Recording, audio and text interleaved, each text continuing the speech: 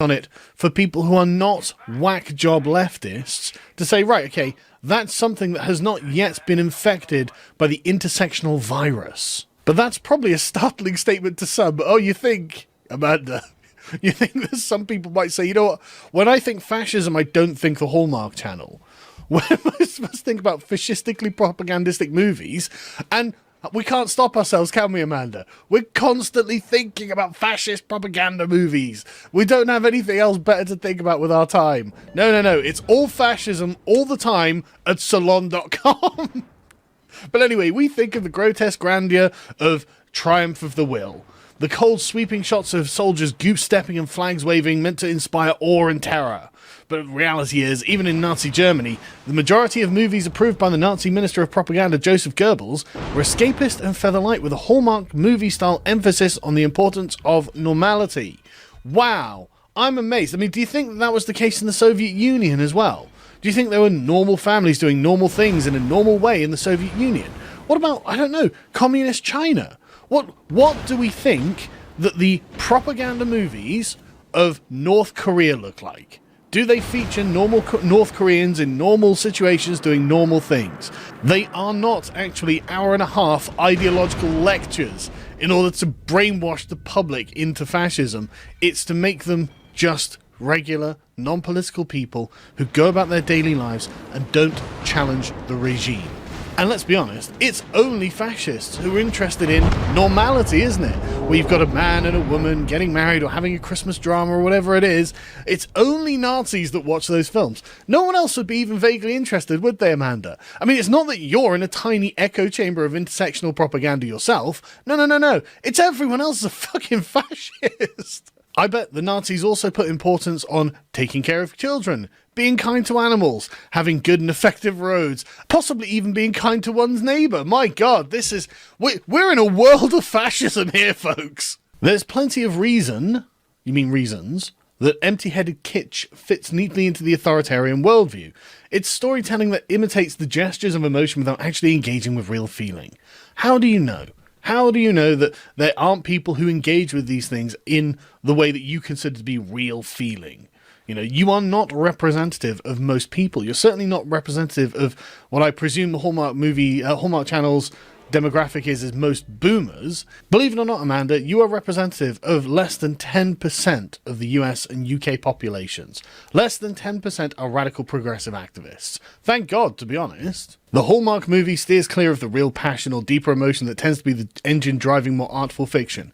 Yes, they're Hallmark movies. They are daytime Christmas movies that you put on when your nan and granddad are in the room, so it's something for them to watch, and it's just on the TV. It's just occupying space in time. That's what it is. You're right. It's not a deep artistic drive into the very most inner workings of the human psyche and heart. You're correct. That's not fascist propaganda. That's just lazy Christmas Day viewing. Characters who have real feelings, after all, can prompt empathetic reactions in the audience, and empathy for others is the single greatest threat to the authoritarian mindset. And that's exactly why Nazi Germany was wall-to-wall Hallmark movies. There is zero connection between the Hallmark Channel and fascist movies, Amanda. I'm probably going to have to say this multiple times while reading through your article, aren't I? And so Schmaltz walks through the paces of love without touching on any of the messy but compelling realities of it. No kidding! I can't believe the Hallmark Channel, the Hallmark Channel movies are just kind of bland. I can't believe it.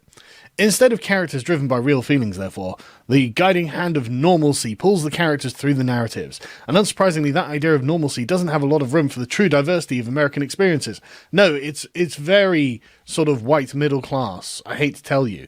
And that is not also synonymous with fascism. This much is evident in the efforts to include Jewish characters in recent Hallmark holiday movies, which, by all accounts, seem like a complete disaster. In part because the rule of normalcy reorients everything towards a very narrow, sentimentalized version of Christmas. In the Hallmark Lifetime Cinematic Universe, they have a cinematic universe, do they? Well, I imagine that it's a Christian Anglo-American universe, isn't it? Because what you're looking at with the Hallmark Channel is not fascism, it's white culture in the United States, isn't it? But anyway, Hanukkah and the characters who celebrate it exist only in relation to Christmas. Yes, because it is centered on the American Christian perspective, which naturally likes Christmas. So it shouldn't come as any surprise at all that anything outside of that paradigm is in direct relation to that paradigm. It's not centered on another paradigm. Shock and surprise. But this is what Nancy Coleman of the New York Times complained about, adding that the Hallmark movie Holiday Date could, with remarkably little editing, turn into a Jewish Get Out. I haven't seen it, I'll be honest. I don't watch much Hallmark movie work. I don't watch their movies. But my God, really, it's the Jewish version of Get Out, is it? Where Anglos are inhabiting the bodies of Jews and using them to maintain youth or something. I don't know. I can't remember. Get Out was shit. So look, I'm not going to lie. I didn't read this article before I started doing this video because I thought it would be fun to just react to it. And I thought it was going to be going on about the alt-right somehow. But instead it's turned into a place for Jewish writers to whine that there are things that are not Jewish. Brittany de la Cretaz, writing for the Washington Post, not only complained that the Jewish Hallmark movies were Christmas movies with Jewish characters, but also that there's not inclusion, isn't that diversity? But also that the movies rely on some of the oldest anti-Semitic tropes in the book. Oh, such as painting one Jewish character as the perpetual outsider who is sneaky and untrustworthy. Right, so no Jewish people can ever... You can't have a movie full of Jewish people. You can have one Jewish Chad, one Jewish, like, you know, motherly mum type, and then one Jewish person who is a perpetual outsider who is sneaky and untrustworthy, and that person's not allowed to exist because that's racist. My God, this article is turning into Jewish people hate Christmas. The drama hinges on Jewish characters being compelled to observe Christmas, and the tension resolves only when these outsiders learn how to participate in or appreciate the dominant religious tradition. Yes, it's a story about incorporation. Christmas is the dominant religious tradition in the United States. If you are also in the United States, it makes sense to learn how to participate in or appreciate this so you can become more closely attuned to the culture of thy neighbors. Is that really so difficult to do? I mean, like, if I lived in Israel, I'm not a Christian, but if I as an atheist lived in Israel and everyone's engaging the dominant religious tradition of presumably Hanukkah around the time of Christmas, I would learn how to appreciate or participate in that. Because when in Rome, you do as the Romans do. Sadly, it's hard to imagine it being any other way. Of course it is. Of course it can't be any other way. Of course you have to learn to appreciate the dominant cultural traditions of any kind when you move to any country. That's just part of being in a country that has a dominant social culture. The qualities that people cite when they defend Hallmark movies, comforting, formulaic and soothing, are all a result of the aggressively conformist impulse that drives them. And that, my friends, is definitely fascism. And that impulse and fealty to the dominant culture stands in direct contrast to the values of diversity Hallmark facetiously claims to hold. See, what you could do with this formulation here, right, is essentially say, look, any commitment to the traditional values of your civilization, anything that you find comforting, formulaic and soothing, we could say nostalgic, perhaps, and any fealty to that form of cultural expression is against diversity. So that essentially could be described as pro-fascism. Still, it's critical to be mindful of the role that Hallmark movies are actually playing in our society. Oh no. The very fact they're presented as harmless fluff makes it all the more insidious, the way they work to enforce very narrow, white, heteronormative, sexist, provincial ideas of what constitutes normal. Remember, again, I bring this up constantly, when you condemn things, they seem like endorsements. Just letting you know, Amanda. It's easy to spot fascist propaganda when it's goose-stepping Pepe the Frog memes. It's a lot harder to notice how it's working when it's tied up in Christmas cheer and suggesting Grinchhood of anyone who questions the rigidity of its worldview. Yeah, but that's not fascist. Amanda, things that exist that are not you are not just fascist. You have to understand that. You have to understand that these kind of small Christmas movies where they talk about the family and small family problems are just part of the Western liberal tradition. These are things that exist in the West. These are not fascist movies. Ultimately, there's probably no way to square the claim to believe in diversity with the fascistic impulse that guides the current crop of Hallmark movies. It's not fascistic impulse, you freak! Which always centres around these frankly MAGA-style ideas about what constitutes real America. Well, there we go. They're just basically political propaganda in favour of Donald Trump, really, aren't they? As the Jewish movies show, the best that Hallmark can do is some token diversity that wipes out most of what makes people actually diverse. Too bad. Deal with it. Their money comes from selling a vision of America that increasingly authoritarian conservatives wish to believe once existed and can be restored again. An America that excludes most of an increasingly urban, racially diverse, cosmopolitan nation. That won't change no matter how many inclusive Zola ads the network airs. Yeah, because this is not for the cosmopolitan cities, is it? This is for the rural towns. And it's okay for the rural towns to have their own culture, have their own way of life, and have their own TV channel.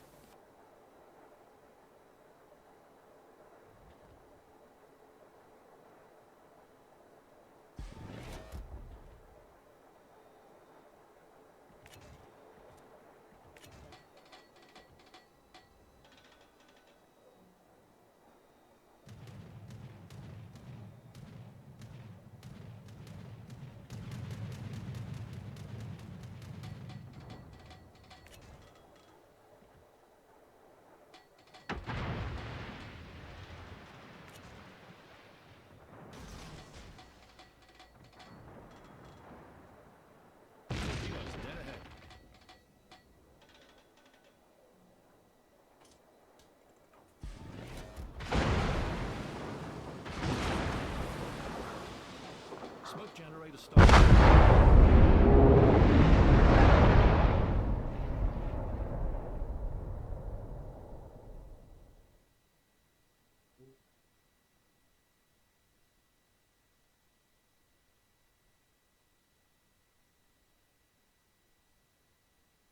Destroys when she's getting 90 seconds. Whoa, whoa, whoa, whoa, whoa, whoa, whoa, whoa! He's going Super Saiyan. Yes.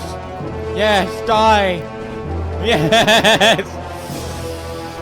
Good my God. Today we're playing Pigeon Simulator. Very nice. Survival mode or sandbox mode?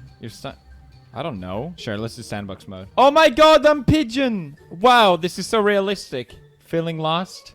I always do, even as a pigeon. Oh, I got people. And I'm coming right for them. Oh my. Got him. Oh God, I can't stop. Oh God, I'm so. Ah!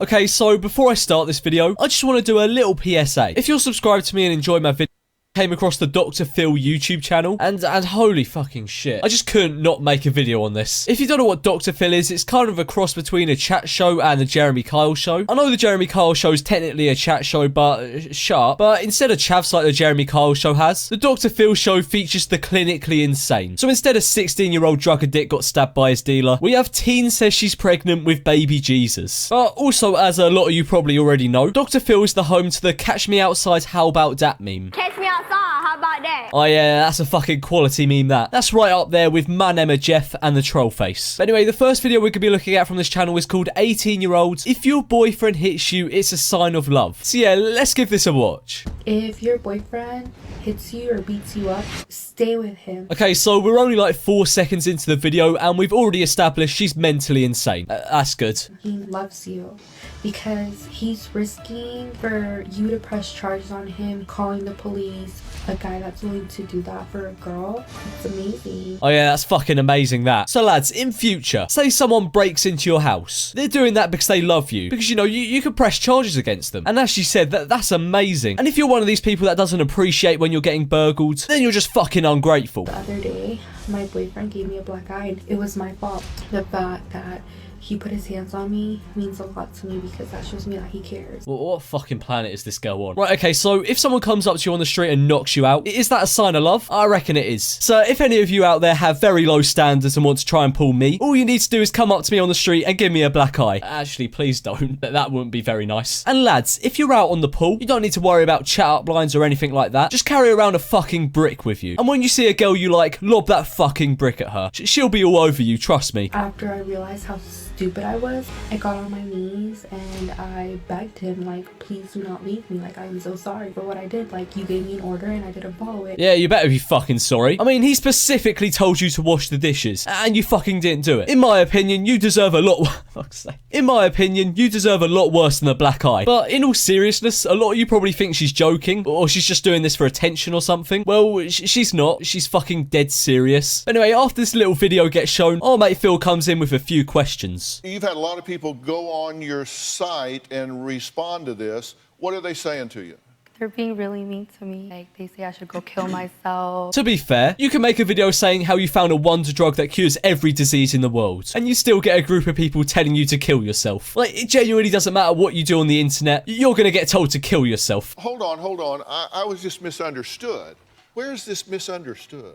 I mean, because he was risking to go to jail, like... She's so fucking vacant. Well, like, just look at that expression. Don't tell me there's any more than 5 brain cells in that head. Not anyone is just gonna go to jail for you. Not anyone is just gonna... It's... You know, they're investing time and money, and it's just a lot. Oh yeah, I think a lot of people don't understand how expensive boxing lessons are. But anyway, after that, she's got another video like the first one we looked at. And this one, it's just as bad as the first one. I just want to let everybody know that I don't have a boyfriend anymore because he wasn't beating me hard enough. So I had to break up with him, like, it just wasn't good enough for me. Oh, I totally understand, sister. I mean, if I was a girl and my man wasn't beating me hard enough, I'd tell him to fuck off too. I mean, I'd need to have at least 3 broken ribs at one time. Anything less than that is unacceptable. But anyway, after that, it's pretty much the end of the video. And if you thought that girl was insane, well, you've seen nothing yet. Like, we've got this bloke here who believes his 7-year-old grandson sent him a death threat. Now, obviously, he didn't. He's 7. He just wrote his zip code a bit funny, and somehow he interpreted that as a death threat. Fucking smart lad him. And we've also got this girl who I mentioned at the start of the video, and she thinks she's pregnant with baby Jesus. Like, I wish I was joking. I am pregnant.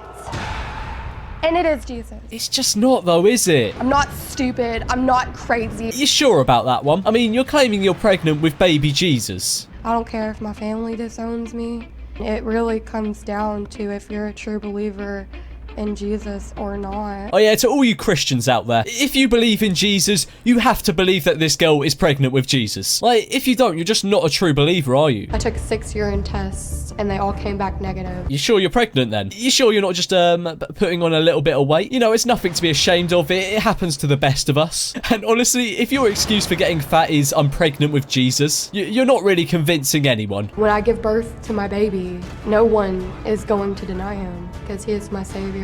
Like, how do you even determine you're pregnant with Jesus? Is he like communicating with you from the womb or something? Did a fucking angel descend from the heavens and be like, you random fucking idiot, we're gonna choose you to carry baby Jesus? But anyway, after that videotape, she has an ultrasound. And I know this is gonna sound surprising, but she's not pregnant at all. She's just a bit fat. And when she found out that she wasn't pregnant, she wasn't too happy. Sorry, Dr. Stork, but you can't lie to Jesus. Yeah, fuck you, doctor. Doing your fucking job. Who do you think you are denying Jesus like this? But anyway, this girl's story should end here. She thought she was pregnant with Jesus. She obviously wasn't. And she basically told the doctor to fuck off. It should be over. But no, this girl's fucking insane. Because she also went on the show and claimed her dad was Eminem. Now, what is the proof this girl has that she's Eminem's daughter? Some kind of DNA test or something? No. She has a photo of her as a baby sitting on a relative who looks a bit like Eminem's lap. My mom has pictures of a guy that looks just like Eminem. Like, I'm not even kidding. Eminem, it was a family member. Oh, that's some fucking conclusive evidence, that. Completely undeniable. Eminem is definitely your dad. Like, no, get to fuck. But anyway, guys, that's the end of today's video. If you want to see more videos on the Dr. Phil Show, then be sure to let me know. I think there's more stuff on there I could take a look at. But anyway, guys, I hope you enjoyed today's video. If you did, be sure to subscribe and smash that motherfucking like button.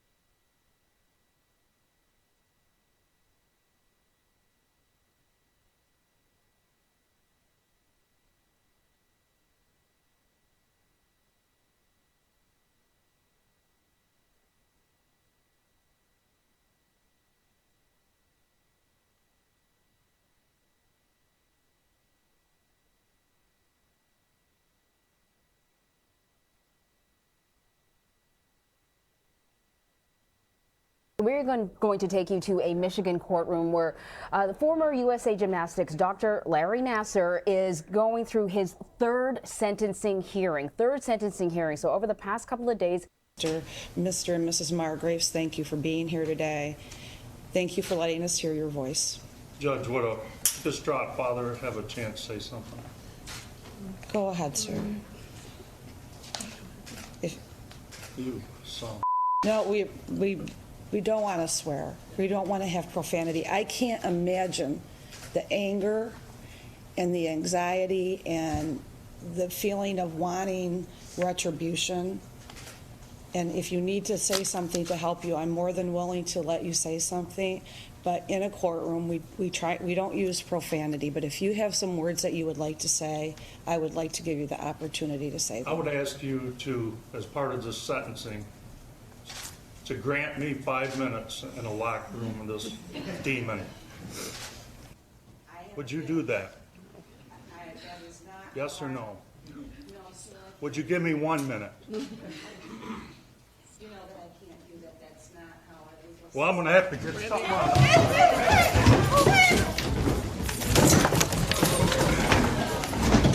Stay down.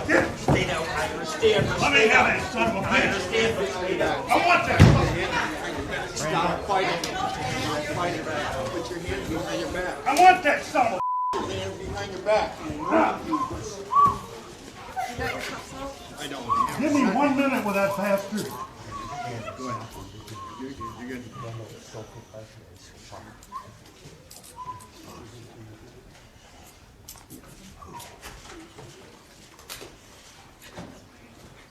One minute. Relax, sir.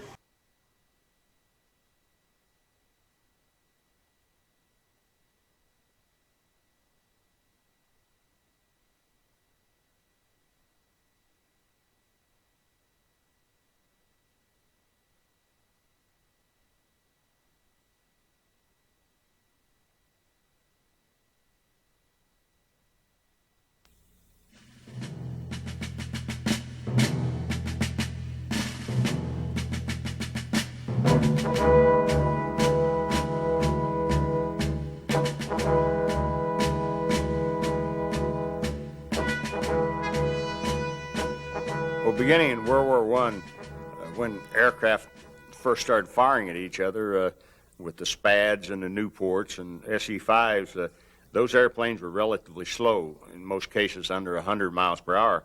The machine guns they used fired very slow, and they were small, 30 calibers, and they had to do most of their dogfighting in tail-on chases and get in very close in order to either kill the pilot or hit the engine or some part of the airplane that was critical. And from there, we went into World War II with faster airplanes approaching 500 miles per hour and larger guns, 50 caliber machine guns, 20 millimeter cannon, 30 millimeter cannon, and that became a little more lethal. And also, since the airplanes were faster, our initial dogfighting in World War II, a lot of the shooting was instinctive. You didn't have a lead computing gun sight, so you really didn't know how much to lead the airplane when you were firing at it. And about the middle of World War II, we came out with lead computing gun sights that worked on the gyroscope principle, and it was up to the pilot to put the proper range into his gun sight to get proper lead. And that made it relatively easy to shoot down 109s and 190s with these lead computing gun sights. During World War II, in pitting the P-51 against the Focke-Wulf 190 and the ME-109, the P-51 had both advantages and disadvantages. Number one, the P-51 had long range. On the other hand, it made the airplane extremely difficult to fly when you had a heavy fuel load. We had an 85-gallon fuselage tank in the P-51, and until you got that tank about half empty, you had a very aft center of gravity, which made the airplane unstable. And since you did have roughly 8 hours of fuel, it let you stay with the bombers all the way in. Now, the speed between the two airplanes, the P-51 was a little faster than the 109-190 and could turn with it if you were down on fuel. If you had a full load of fuel, you were in trouble. The P-51 carried 6 50 caliber machine guns that fired around 850 rounds per minute, and they were armor-piercing incendiary bullets that penetrated deep into the ME-109 or 190 that you were fighting, and it did a lot of damage to the internal mechanism in the airplane. Some of the other advantages that we had in the P-51, we wore G-suits, which gave us the capability or kept us from blacking out at about 4.5 Gs. You could see to shoot another airplane down while pulling as high as 5.5 to 6 Gs, whereas the German fighter pilots never received G-suits and were at quite a disadvantage in dogfighting at high G loads. Also, the P-51 was equipped with a lead computing gun sight by the summer of 1944, which made it relatively easy to hit the guy at high angle lofts of deflection shooting. I can't think of any disadvantages that the 109 and 190 had. They were good airplanes, but as I mentioned before, they were not as fast as the P-51. They didn't have the range of the P-51. And you got to remember, the ME-109 and the 190s were designed as interceptors to shoot down bombers. They were very good in between fighter to fighter because they were quite maneuverable. But since they were firing against bombers, they used cannon shells more than the smaller caliber guns that we used in the P-51. And those cannon shells, such as the 20 millimeter cannon and the 30 millimeter cannon, had a lot of explosive shrapnel when they hit the thin skin in the B-17s and B-24s. And consequently, during aerial combat, I think we were at a big advantage with the P-51 by firing 50 caliber machine guns, which were armor-piercing incendiary, that penetrated deep into the internal organs of the ME-109 or 190. Whereas if we got hit with a 20 millimeter shell, it merely shredded the skin on your airplane, and you didn't have very deep penetration into the internal organs of your P-51. Now, as far as the capability of the airplane, the P-51, that airplane probably more than anything else changed the tide of the war in World War II.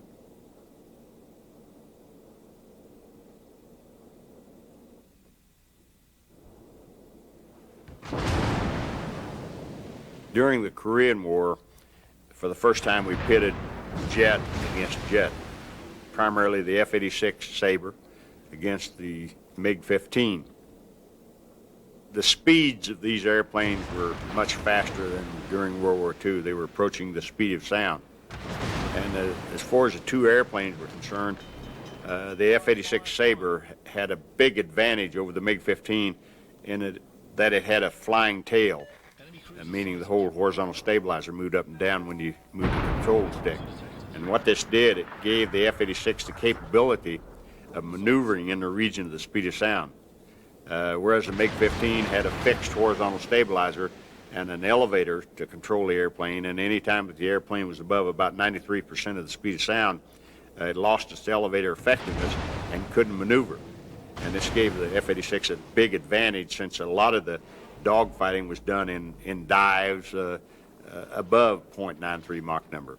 Basically, the F-86 had a big advantage over the MiG-15 speed-wise, but on the other hand, the MiG-15 had an advantage in it that it could turn tighter than the F-86 and had a better acceleration rate because it had more thrust versus the weight of the airplane. But on the other hand, the F-86 was a faster airplane when it was stabilized. As far as the armament on the airplanes, the F-86 still carried 650 caliber machine guns, and the MiG carried a couple cannon, which had slower cyclic rate of firing than the F-86 had. Basically, they were very close, and really pilot proficiency didn't enter into the Korean War as much as it did during World War I and definitely during World War II.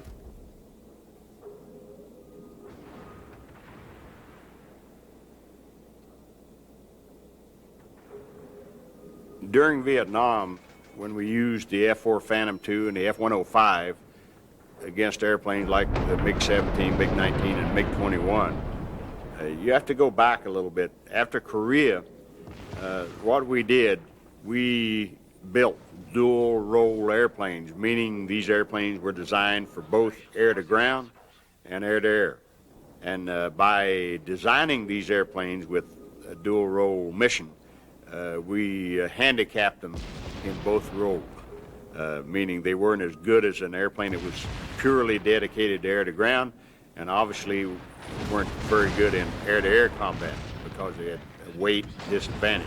Now the MiG-19 and the MiG-21 that the North Vietnamese were flying obviously had a big advantage in air-to-air combat over our F-4s and F-105s because they were dedicated strictly to air superiority. They could out-turn, out-maneuver both the F-4 and the F-105. One other disadvantage we had was that we had left the gun off of the F-4 Phantom II because we equipped it with missiles, and then we caught ourselves during the end of the Vietnam conflict with gun pods added on to our airplanes to give us some capability in aerial combat. And in the case of the F-4E Phantom, we put the 20-millimeter Gatling gun in the nose of the airplane. The F-4 Phantom II was designed with air-to-air missiles, such as the AIM-7 radar beam riding missile and the AIM-9 infrared heat-seeking missile. Consequently, during the development of both of those missiles, they operated satisfactorily, meaning you took off and flew them on one mission and fired them. But when we used those missiles in Vietnam, taking those missiles up on many, many sorties to 40,000 feet, 60 below zero, and then bringing them back to in the high humidity of the jungle environment, after many, many missions, these missiles then begin to fail. And our success rate in the missiles fired within the correct envelope was less than 10%, which is very, very sorry. And consequently, another disadvantage that we had, not necessarily in aerial combat, was the capability to deliver a weapon with precision on a target on the ground. Those weapons guidance systems that were designed for the F-4 and the F-105 were designed for nuclear weapons, whereas if you hit within a mile of where you aimed, it was satisfactory. And when we were restricted to using iron bombs in Vietnam, we didn't have the capability in those airplanes to deliver that iron bomb precisely enough to where it did any damage. And this brought about, of course, then smart weapons, or laser-guided or EWO-guided weapons that we saw used so successfully in Iraq.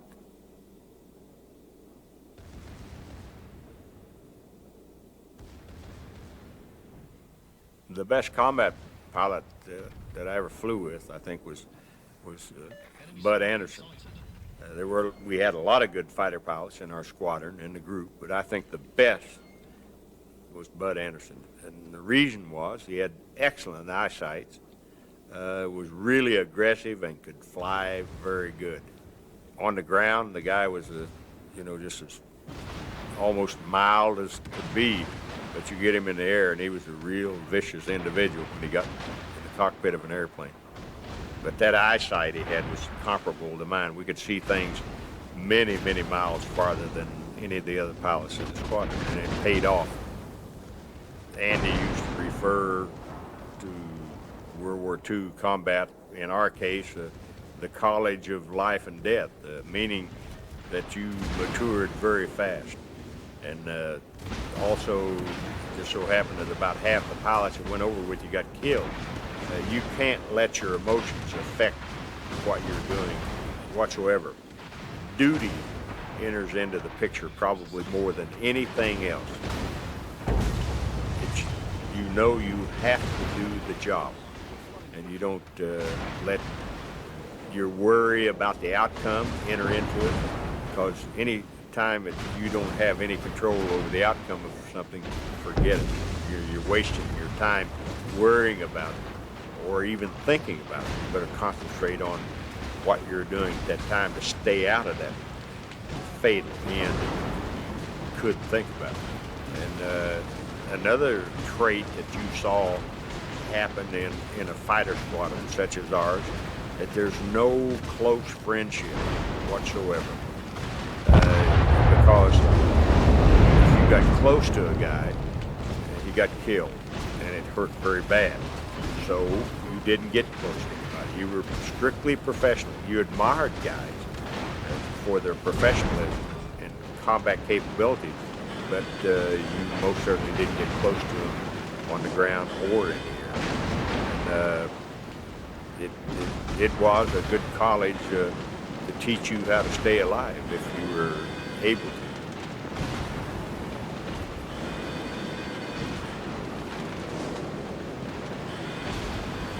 The first time I shot down an airplane, obviously, my 7th mission, we'd been escorting bombers in the P-51B, some in occupied France. We were getting into Leipzig, Germany. And on March 4th, 1944, we made the first daylight raid on Berlin. The weather was very bad, and I ended up with one other pilot on my wing, and we picked up the box of B-17s that we were supposed to escort, and I really didn't see any other P-51s around, but they were all scattered out. And we took this box of bombers all the way to Berlin. And I'd spotted Me-109s and 190s on a couple of other missions, but we were never able to get to them before they got into clouds or got away from us. And on this particular day, I had a wingman with me, and we were above the bombers, and in fact, we were ranging out in front of the bomber stream. They'd dropped their bombs and were coming back out of the target area, and I spotted a Me-109 down under us, about 5,000 feet, basically going the same direction that we were going. And with the P-51B that I was flying, I had 4 50 caliber guns. And being it was my first combat, I opened up full power on the P-51, started diving down at this 109, and before I knew it, my overtake speed must have been a couple hundred miles an hour faster than his. And so I was closing up way too fast. I didn't have time to shoot or anything, so I pulled the power back and pulled the airplane up just as tight as I could into a big spiral and rolled over, and it's dropped down under him and pulled the nose up from about 100 feet back and opened up with the 50 calibers and just chewed the whole bottom out of that P-50 or the ME-109. And it was interesting since it was the first airplane I shot down.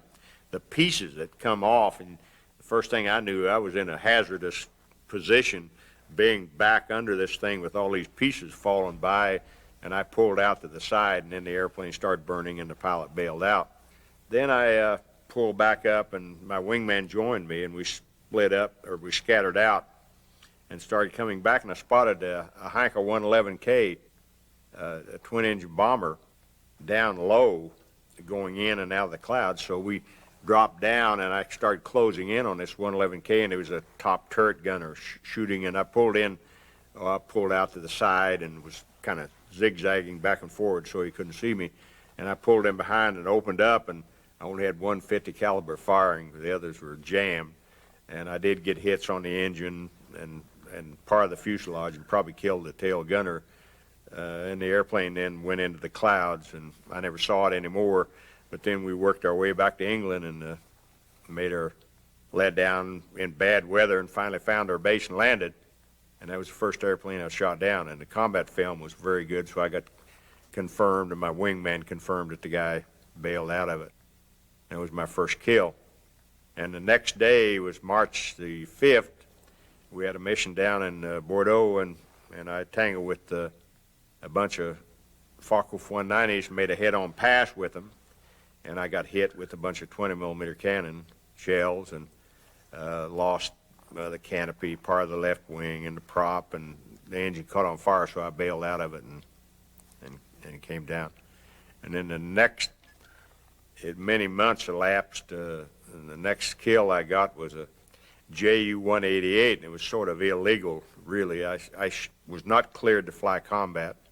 I had evaded and came back to England through Gibraltar, and they were moving me back to my squadron, waiting on permission to go back on combat. And in the meantime, we were getting in new pilots, so I picked up 3 new pilots, and I was taking them up, training them in combat tactics. And we were up above the base just fooling around, and got a call from base ops on the radio that there was a B-17 that had ditched up just off of Helgoland in the Balkans, and would I take my flight of 3 up there and circle the dinghy while the British sent an air rescue boat out to pick them up. And we did, and we were up there circling at about 5,000 feet above the dinghy. I had the B-17 crew in it, and I spotted a Ju-188 twin-engine fighter bomber coming out on the very low on the water towards the dinghy. And so when I spotted him, I was flying a P-51D for the first time, which had 650s. And so I told my wingman to spread out so they could watch about my tail and their tail too, so if other aircraft were coming in. And I headed up towards the 188. He saw us coming. He turned around and headed back for the Helgoland as low and as fast as he could go. And I closed in up under him and blew him up just as he crossed over the coast, and the airplane rolled up on the beach, and they were shooting flak at us, and we peeled back up and then got down on the low on the water and got out of there and came back and landed, and I had to give the airplane to another pilot because I wasn't authorized to fly combat. So.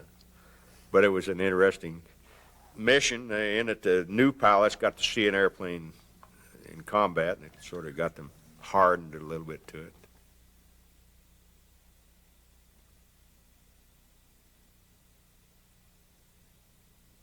On a particular mission where I got 5 ME-109s in one day, I was leading the squadron. We had a mission to escort 2 boxes of B-17s, and since there were 3 squadrons in my fighter group, I put one squadron on the lead box and the other squadron on the second box, and then took my squadron of 16 P-51s and ranged out in front of the bomber stream 50 to 75 miles, and it just normally that's where the German fighter pilots would form up into gaggles, and I spotted 22 ME-109s climbing up at about 21,000 feet. We were sitting up around 30,000 feet. Since we were up sun from them, I don't think they saw us at the time, and I just kept my squadron together and started trailing them and closing up on them. And when we got within a couple hundred yards or firing distance, I opened up on one 109 and hit him, and he broke, and hit another 109 and had a collision with him. And then at that time, when the 109s realized that we were P-51s, they all broke, and we got into a dogfight. And I recall being on the closing in on another 109, getting hits on him, and his wingman cut his power and was backing up. Well, I cut my power and kicked full rudder and pulled in very close to him and sort of sawed him in two. And then we broke out again, and I started chasing another 109, took him down to the deck, and probably killed the pilot because the airplane flew into the ground, blew up. And then in climbing back out, we spotted 16 Focke-Wulf 190s that actually got into the clouds before we got within firing range of them.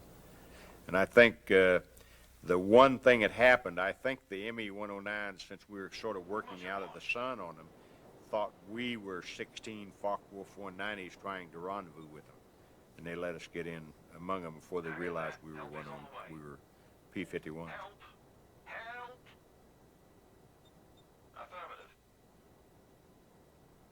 One of the most interesting missions that I flew was where I shot down 4 Focke-Wulf 190s.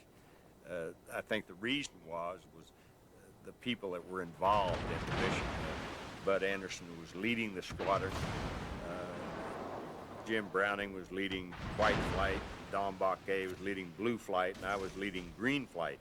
Well, the 4 of us were roommates in a Nissen hut, and between the 4 of us, we had 63 Germans shot down. And basically, our mission on that particular day, we had 48 P-51s, or 3 squadrons, 16 each, and we were escorting 48 other P-51s, which had a drop tank and a 500-pound bomb, and we were going deep into Poland to hit some underground fuel storage areas. And our job was just to escort the P-51s that were carrying the bomb. And evidently, we were up around 35,000 feet above bomb-carrying P-51s at max range cruise, which meant we were slowed down. And evidently, the German radar and intelligence thought it was one large gaggle of B-17s with no escort. And they scrambled a pretty good fighter force to hit it. And that fighter force consisted of about 150 Focke-Wulf 190s and about 50 109s. And the first time we spotted these fighters coming out, they were around 11 o'clock, 11:30 position. And Andy and I were watching. It looked like a cumulus cloud because they were pulling contrails and coming.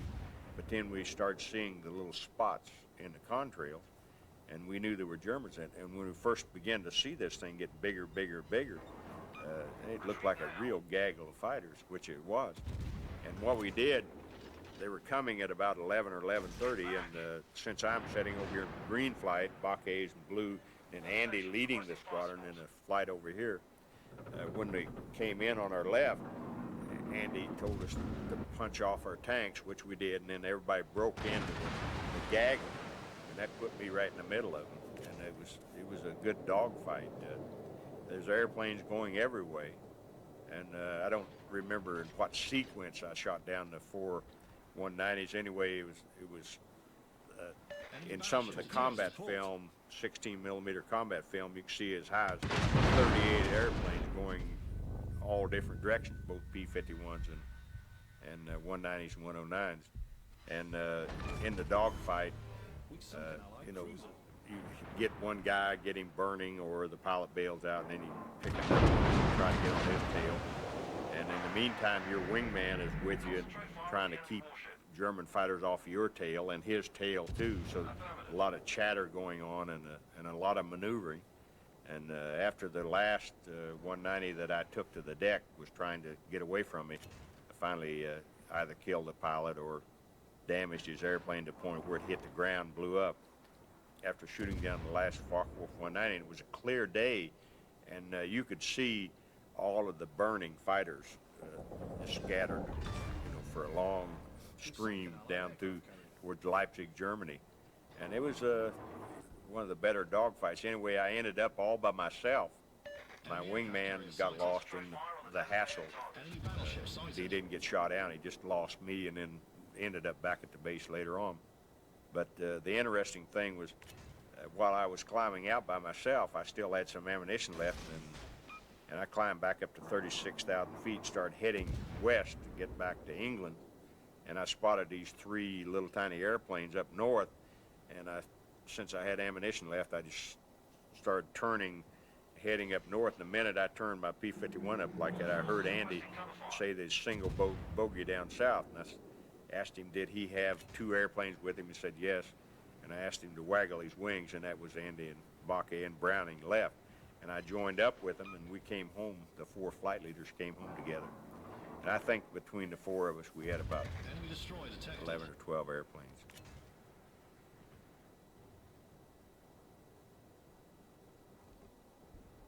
During that period, the fall of 1944,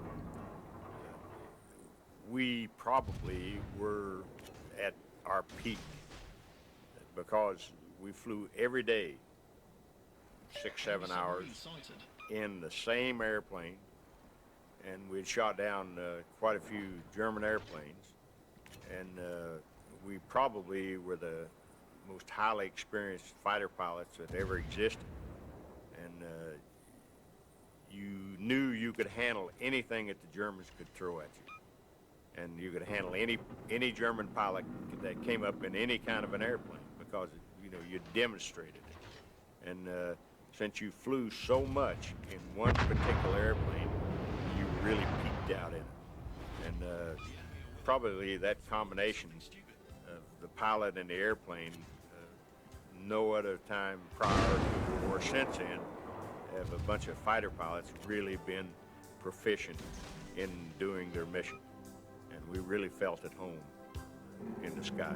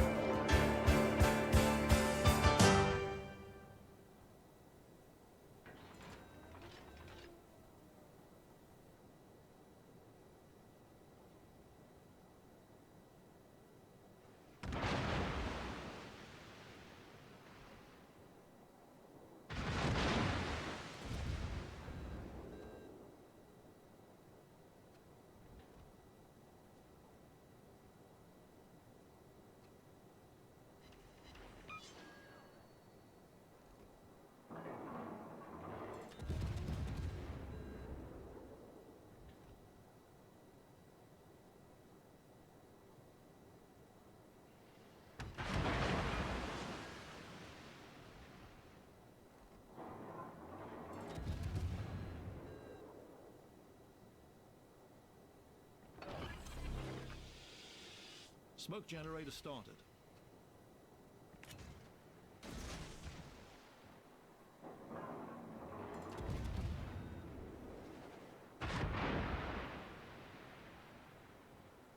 Enemy submarine sighted.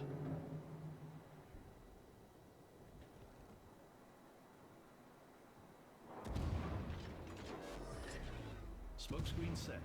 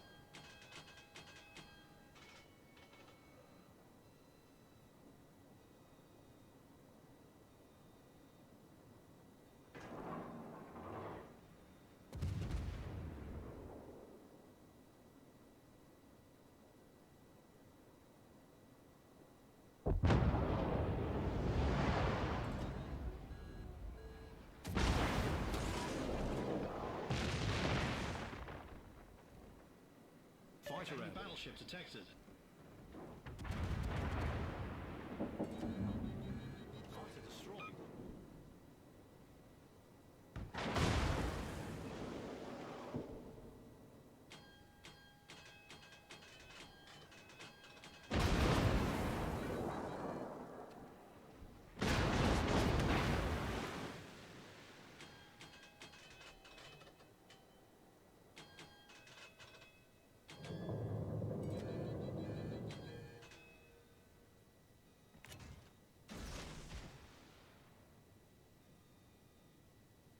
Torpedoes dead ahead.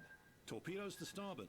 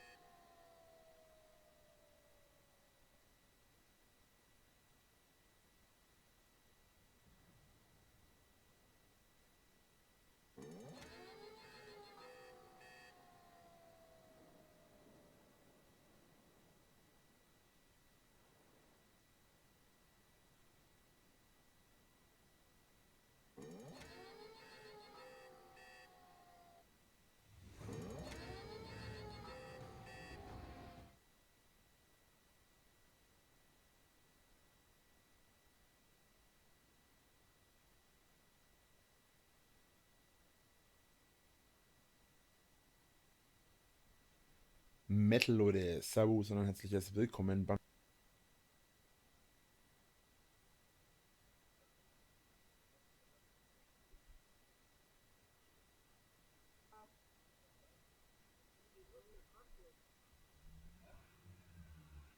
Drohne startet.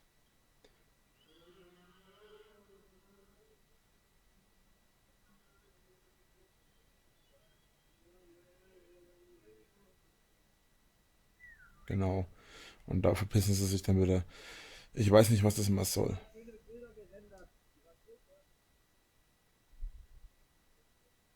So, 24.12.2019, nächster Tag.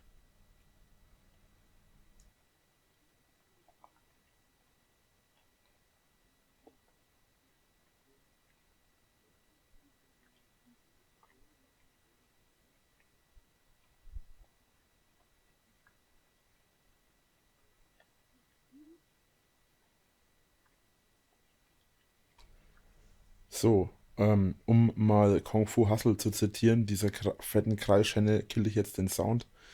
Man sieht, wie es überall regnet, man hört es, glaube ich, sogar. Ich höre es jetzt selber nicht, weil ich gerade den Sound gemutet habe bei mir, damit ich die Audioaufnahme machen kann. Diese Tusse war schon mal hier mit ihrem Macker. Da haben wir jetzt einen Hund dabei gehabt, haben mich voll angeschrien. Eben eine fette Kreischhenne. Fett vielleicht nicht unbedingt, aber eine Kreischhenne wie die Sau.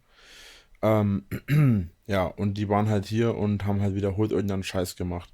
Und das ist die Aufnahme, wo ich ganz am Anfang gesagt habe, die geht relativ lange. Die waren, glaube ich, 1,5 Stunden oder waren die eine Stunde oder so? Nee, warte mal. Ich schau mal kurz nach, Moment.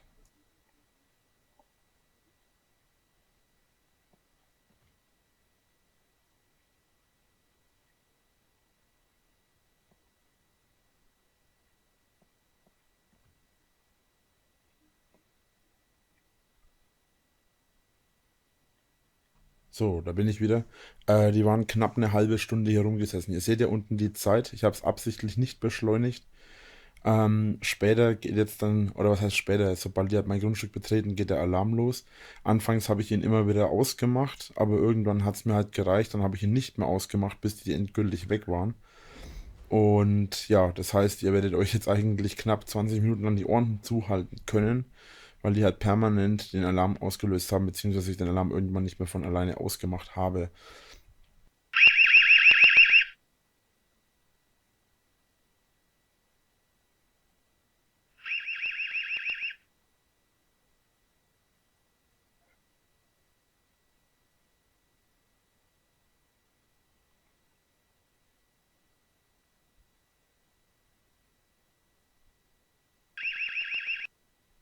Weiß ich nicht dann mal direkt, weil sie ganz kurz vor dem Alarm stehen bleiben, beziehungsweise kurz bevor sie auf mein Grundstück gehen, bleiben sie noch am Bordstein stehen. Ganz nachvollziehen kann ich.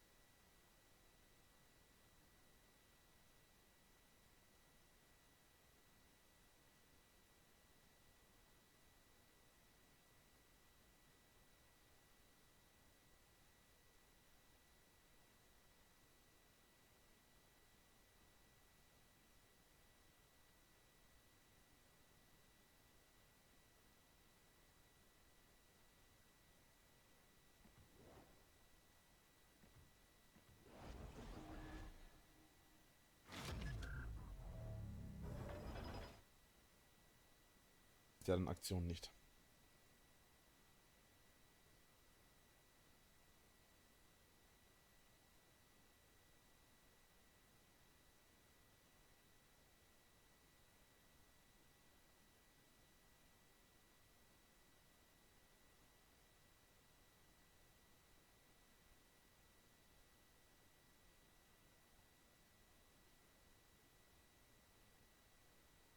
Sie sehen nun die Weihnachtsansprache des Bundespräsidenten.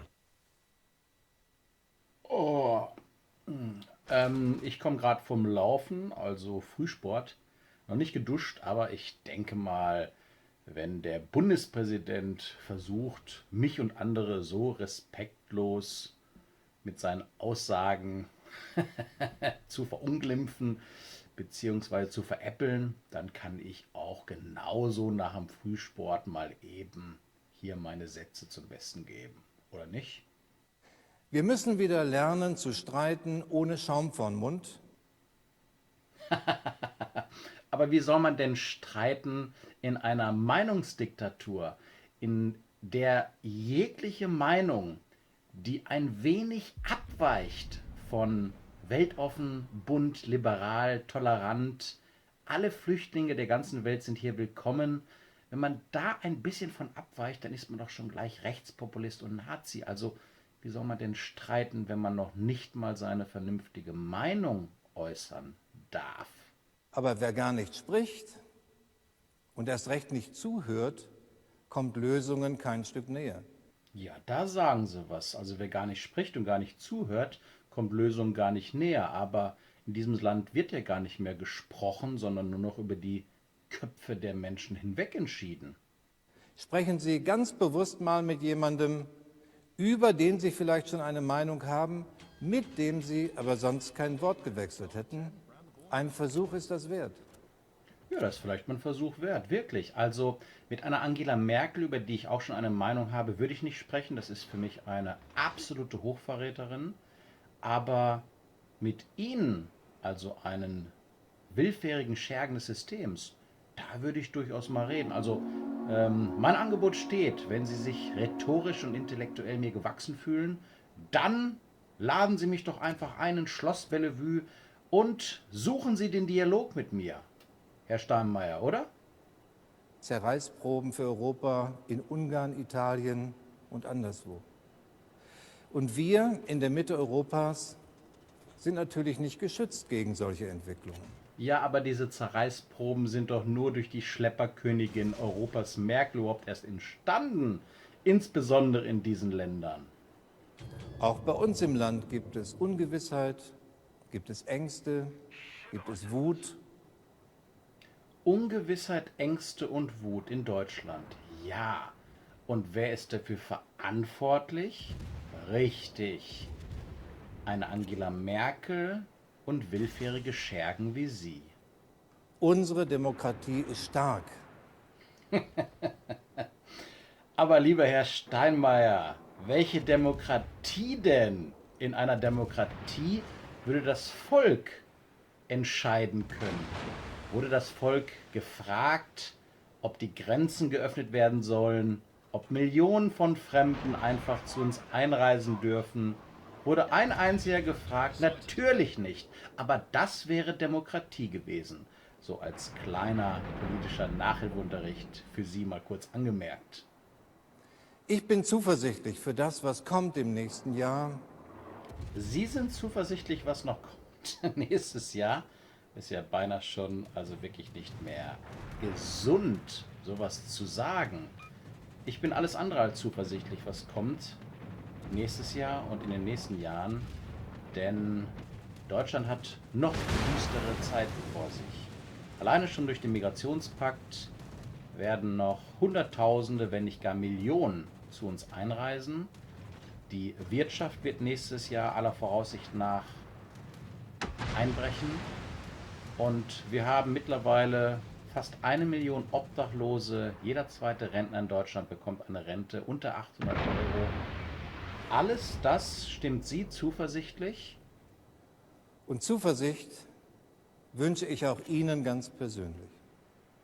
Aber wissen Sie was, Herr Steinmeier, ich bin ja schon froh und dankbar darüber, dass Sie nicht eine Textzeile Ihrer Lieblingsband Vergammelte Schale Frischfleischfilet zitiert haben. Und ansonsten betrachte ich diese Weihnachtsansprache als das, was sie doch sicherlich war, eine Verhöhnung und Verunglimpfung Personen meiner Couleur und letztendlich eine Realsatire für Erwachsene. Und an alle anderen da draußen weiterhin frohe Weihnachten und man sieht sich und bis bald.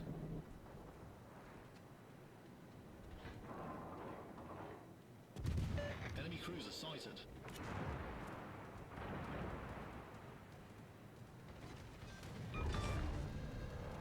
We've blown up an Allied destroyer.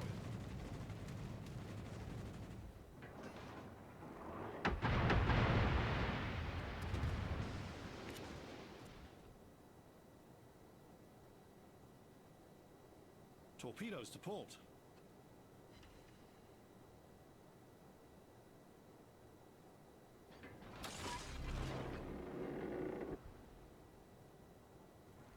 Fighter airborne.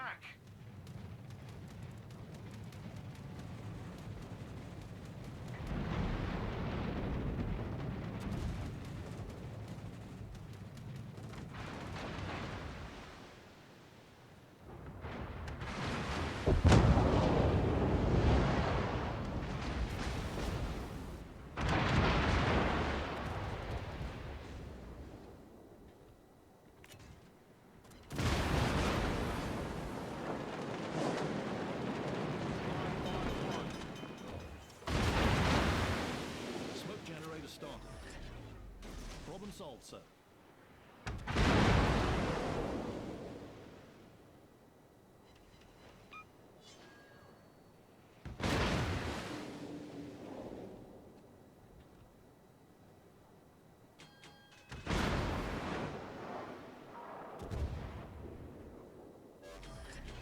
Smoke.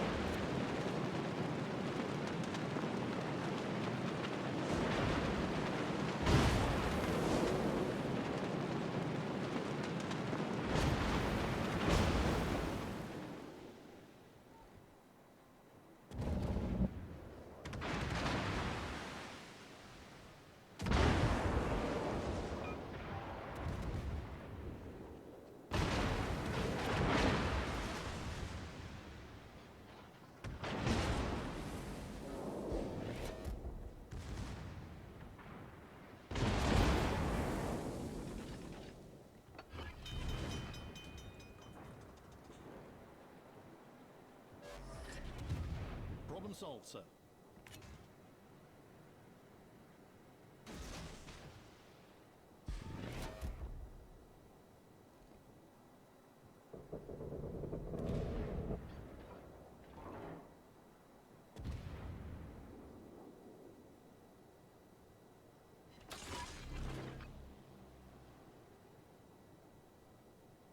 Fighter airborne.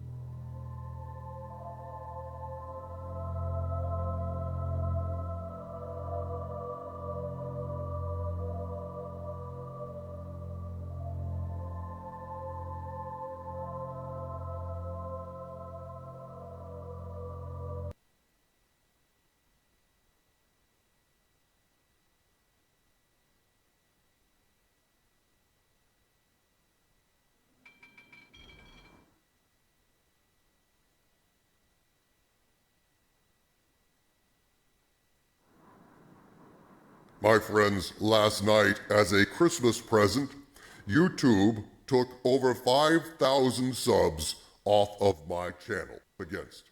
Please consider subscribing, and thank you for your support. The eternal question asked by Shills remains. Why is Ray a Mary Sue? Is she really a Mary Sue? Aren't you just being stupid? Aren't you just exaggerating? Is Ray a Mary Sue? The answer is simple and clear. Ray is a Mary Sue because she can do anything and everything better than everyone else. But even more insidious than that obvious answer is this answer. Ray is a Mary Sue because in the endless quest to make her the bestest ever, they have to keep making up new force powers for her to use. Submitted for your approval. Force teleportation and force healing. Force teleportation is bad enough. No one in the movies has ever done force teleportation, and there's all sorts of ways that could have been used in the past. But force healing, perhaps more than any other power, destroys canon and everything that went before. Force teleportation is also a ludicrously godlike power, but force healing really throws a wrench into Star Wars canon unlike anything we've seen before. Consider how different the Star Wars trilogy would be if force healing was an actual power. If this exists, then Obi-Wan could have healed Qui-Gon after Darth Maul ran him through. So much for that tragic death. And even worse, in Return of the Jedi, Luke could have healed Vader. And Anakin would never have been tempted to the dark side by fearing for Padme. If anything happened to her, he could heal her. It's not at all hard to see that with force healing being a thing that exists in Star Wars, the story is completely transformed. Same thing with Force Ghosts. The way the Disney sequel trilogy treats Force Ghosts is disastrous. If Force Ghosts can touch people, then who's to say they can't pop in and heal people too? It's not hard to see just how horribly little retcon changes like these can amplify and magnify their poison throughout the entire saga. But wait, you say. Force healing, Force Ghosts. You can find instances of these in the EU. There is precedent. This is canon. Ah, that is true to some extent. But this is even more pernicious. You see, Disney has declared that the whole EU is no longer canon. So they don't have that excuse, I won't hear it. They can't wiggle out of it that way. They threw the EU away, and only the films are canon now, so be it. You made your bed, Disney. You sleep in it. Now, why, you may ask, is this so bad? Why did they do away with the EU, you ask? Because Disney is ripping off and retconning the EU like a rubbish pile so that Rey can be the bestest ever. They've decanonized the EU so that she will be the first one to use these powers. She pioneered these abilities. She invented them. Everything, the original trilogy, the prequels, the EU, all of that must be sacrificed on the altar of Rey's Mary Sue. And no price is too steep. And that, my friend, is why Rey is a Mary Sue. And that is why Rise of Skywalker is even worse than The Last Jedi in terms of destroying Star Wars canon. They had to get rid of the EU because the EU had all this glorious past already codified. So Why are they gonna let that go by when they can go ahead and invent these powers for Ray? Everything's about Ray. Everything's about Ray. Everything is about Ray. You've got to get that through your head to understand why they did away with the EU. That is how bad Rise of Skywalker is. It is. Rise of Skywalker transforms the so-called Skywalker saga into the Palpatine saga. The spawn of Emperor Palpatine ultimately triumphs. The entire episode saga is all about Palpatine's rise to power, the extinction of the Skywalker clan, the usurpation of the Skywalker name, and the complete takeover of everything Luke Skywalker owned, including the twin sunset view outside his home on Tatooine. This is the ultimate triumph of Sheev Palpatine. And this is what Disney gave us for a Christmas present.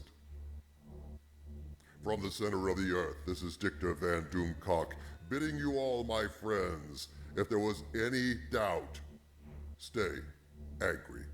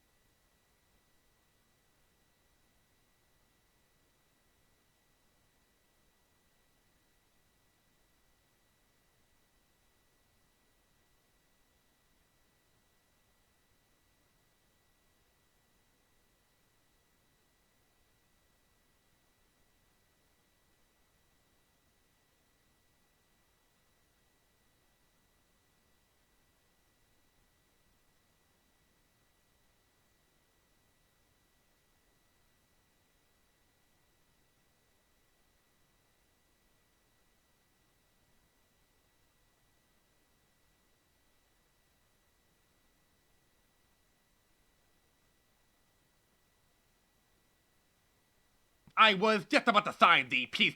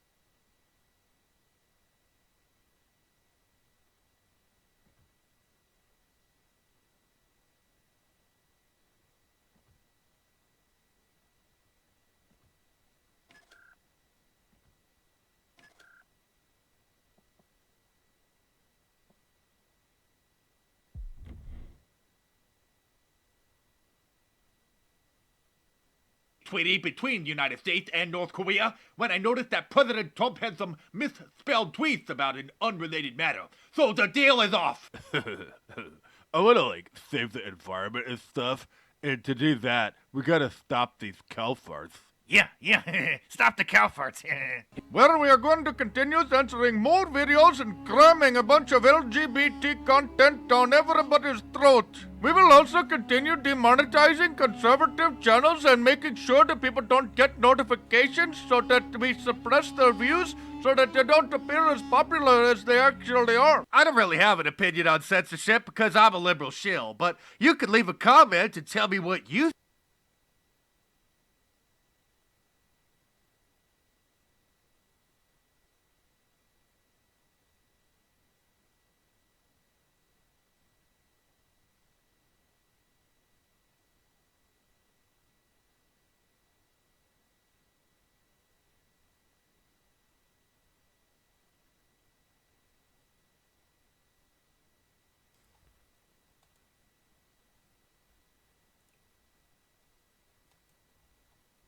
Oh, chat, I think we're live. How are you all doing? Merry pre-Christmas. Merry Christmas. Merry Christmas Eve, folks. I'm with Scrump and Dev at the moment, but doubtless other people will join us as the night goes on. We may be interrupted, yes. Yeah, I'm just sorting a few things out on the back end to make sure everything's fine. In the meantime, how are you guys doing? How was your year? Good. I had a good year. You know. What about you, Dev? The traps get trappier, the rich get richer. Yeah, Jesus Christ, Scrump, I've been in your server and I've seen just how many traps there are following you now. Like, usually it's the traps that have orbiters, but they're just orbiting you. I do have quite a lot of mass, as my picture in the tub seems to hint at. But yes, the harem grows ever bigger. Jesus. My year's been like okay, better than I thought it would be, and worse than I had hoped. So good enough. Worse than you'd hoped. Yeah. Oh right, okay. Oh yeah, okay. Sorry, I don't know why that sounded weird to me.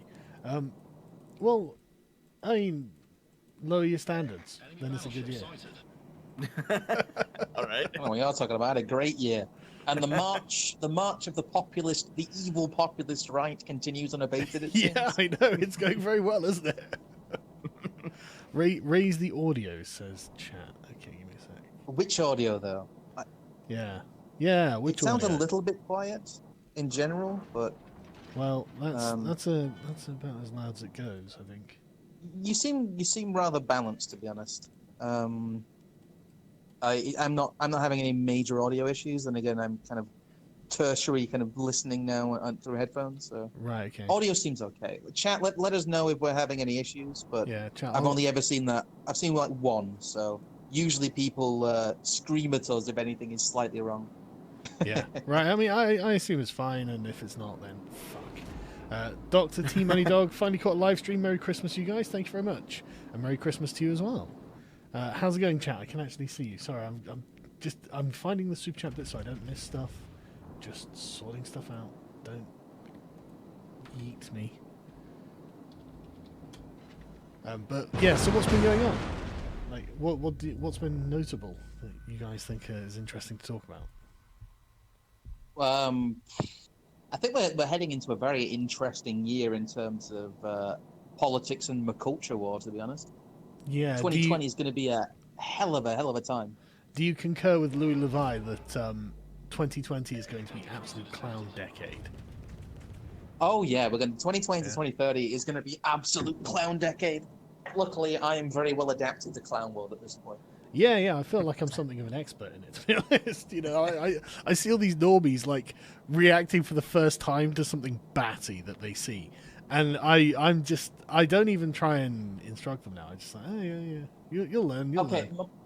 My opinion of 2020 is it's going to be the year where they come for more and more of the traditional lefties, like we've just seen with J.K. Rowling, with the whole support women thing. I think it's the year we're going to see a lot more of the traditional feminists butt up against the crazy identitarian activists. Oh yeah. It's 2020 is going to be the year of the left fully eating itself. You know that we're going to have to support. We've got to support literally everyone who isn't an intersectional radical, right? Like, Yeah. Isn't that mental? Well, the thing is, we basically, our job is to deprogram people at this point. A lot of people are waking up and they're a bit scared and lost. Yeah. No, they are. They are. Well, this is the thing. Like a lot of the feminists whom we might have really butted heads with, say 5 years ago or even 10 years ago, they're likely going to come around to I would say our way of thinking a little bit as clown world gets crazier. I know Styx had a saying on one of his recent videos. He said, when you sharpen a knife, you just make a new edge, and that kind of really applies to this, I think, because as they get rid of more reasonable centrist points of view. I think the new edge will one day be what was considered like the radical feminist 10 years ago, which is just crazy to me. Well, I saw Monday Matt done a video about Anita Sarkeesian in Gamegate the other day, and I was watching this video, and it wasn't a bad video because he was directly involved, so he's got a good knowledge of it. But I was just like, man, this feels like a lifetime ago. Like 5 years ago. How naive were we about all of this stuff? Oh, by the way, we can have a reasonable argument with these people and actually discuss those things and maybe change their minds. No. No. No. Why did we think that? Was Monday Matt doing a video about when Monday Matt was relevant? That's a mean way of phrasing it, yes. But it was a fine video and people should watch it. It's interesting. I'm but sorry. I guess people in glass houses shouldn't throw boulders. Why are you being mean? It's Christmas, Scrump. Matt deserves to be roasted. I don't care if it's Christmas. I only have one gear. Well, in the exact same way, like Anita Sarkeesian resurfaced recently. Yeah, well, she must have run out of money, I guess. Yeah. Like I said, 2019 was a really good year, really, if you think about it. It's like, the God Emperor's been, doing his thing. Boris managed to win a huge fucking majority and essentially demolish the left's credibility. And then all the weak actors. I've been watching the Novara Media podcast now, right? The Novara Media is founded by Aaron Bastani and Ash Sarkar, actual communists. They're a fully radical left-wing outlet. And I'm watching it, and there is so much cope on this thing. It's incredible. Oh, no. They have their excuses. Wonderful. It's the media. Oh, tell me about the media. I'd like to know a few things from your perspective. They will not admit to Jeremy Corbyn's negative side at all. Well, it's amazing because they've been the ones defending the media this entire time. No, they've been saying, those conservatives, they're attacking the journalists. Journalism's under attack. No, not Novara Media, because they're so radically left. They're convinced that all of the media is right wing. They think the BBC is a right wing outlet. It's like, okay, well, that's an opinion, and you're welcome to have it. It's also dumb, but you're welcome to have it. Let me read out some super chats so I don't get too far behind. Merry Christmas, lads. Get Brexit done, says Coaster Mechanic Mario. Thank you. And I do bloody well help you get Brexit done. I'm going to get Kevin Logan on as well. Really? Yeah, why not? The Adventures of Captain America Trump and Captain Britain Boris Johnson. Socialism is trickle-down economics, changed my mind. There's no trickle-down, man. Socialism is a dam where the person in charge has all the water behind him, and there's just nothing that comes down to anyone else. Get Arch, we need to celebrate Emperor's Day. If he's around, he can jump on. Merry Christmas from the Connecticut Yankee. Merry Christmas, Mr. Baker. Merry Christmas. Happy Christmas and good luck with Brexit. Thanks, Andrew. Any planned chats with Razorfist soon? No, but I'd be more than happy to talk to Razorfist and watch all of his videos. Apart from the game videos, because I don't. No, I don't. His streams are a bit long. Well, it's any streams. I don't get to watch anything. Novara Media do an hour-long stream. It takes Merry Christmas, fam. Thanks, Jerry. Thanks for all your great content throughout the year. Hope you and your family have a great Christmas. Did you see J.K. Rowling saying that Voldemort was pro-Brexit? I always knew Voldemort was the real hero of Harry Potter. Beast and red-pilled. Beast Voldemort. He just wants sovereignty for the wizards, okay? Well, look, it's a Red Skull situation, isn't it? Because Voldemort will come out and say a bunch of really reasonable things. You'd be like, well, hang on. Whose side are That we was on in the here? comics, but yeah, I saw that. That was great. Yeah, like the Red Skull speech, it's unironically, like, woke. You know, like, it's exactly right. It's like, hey guys, why can't we look after our people? These immigrants are taking up a lot of resources, and they're not. It's not good for them. It's not good for us. It's like It was better than that. It was like, you know, they're trying to erase your nations and stuff like that. It's like, well, yeah. Yes, they are. it was so mild. It's like, is this really what the Red Skull's supposed to be now? It was like 1950.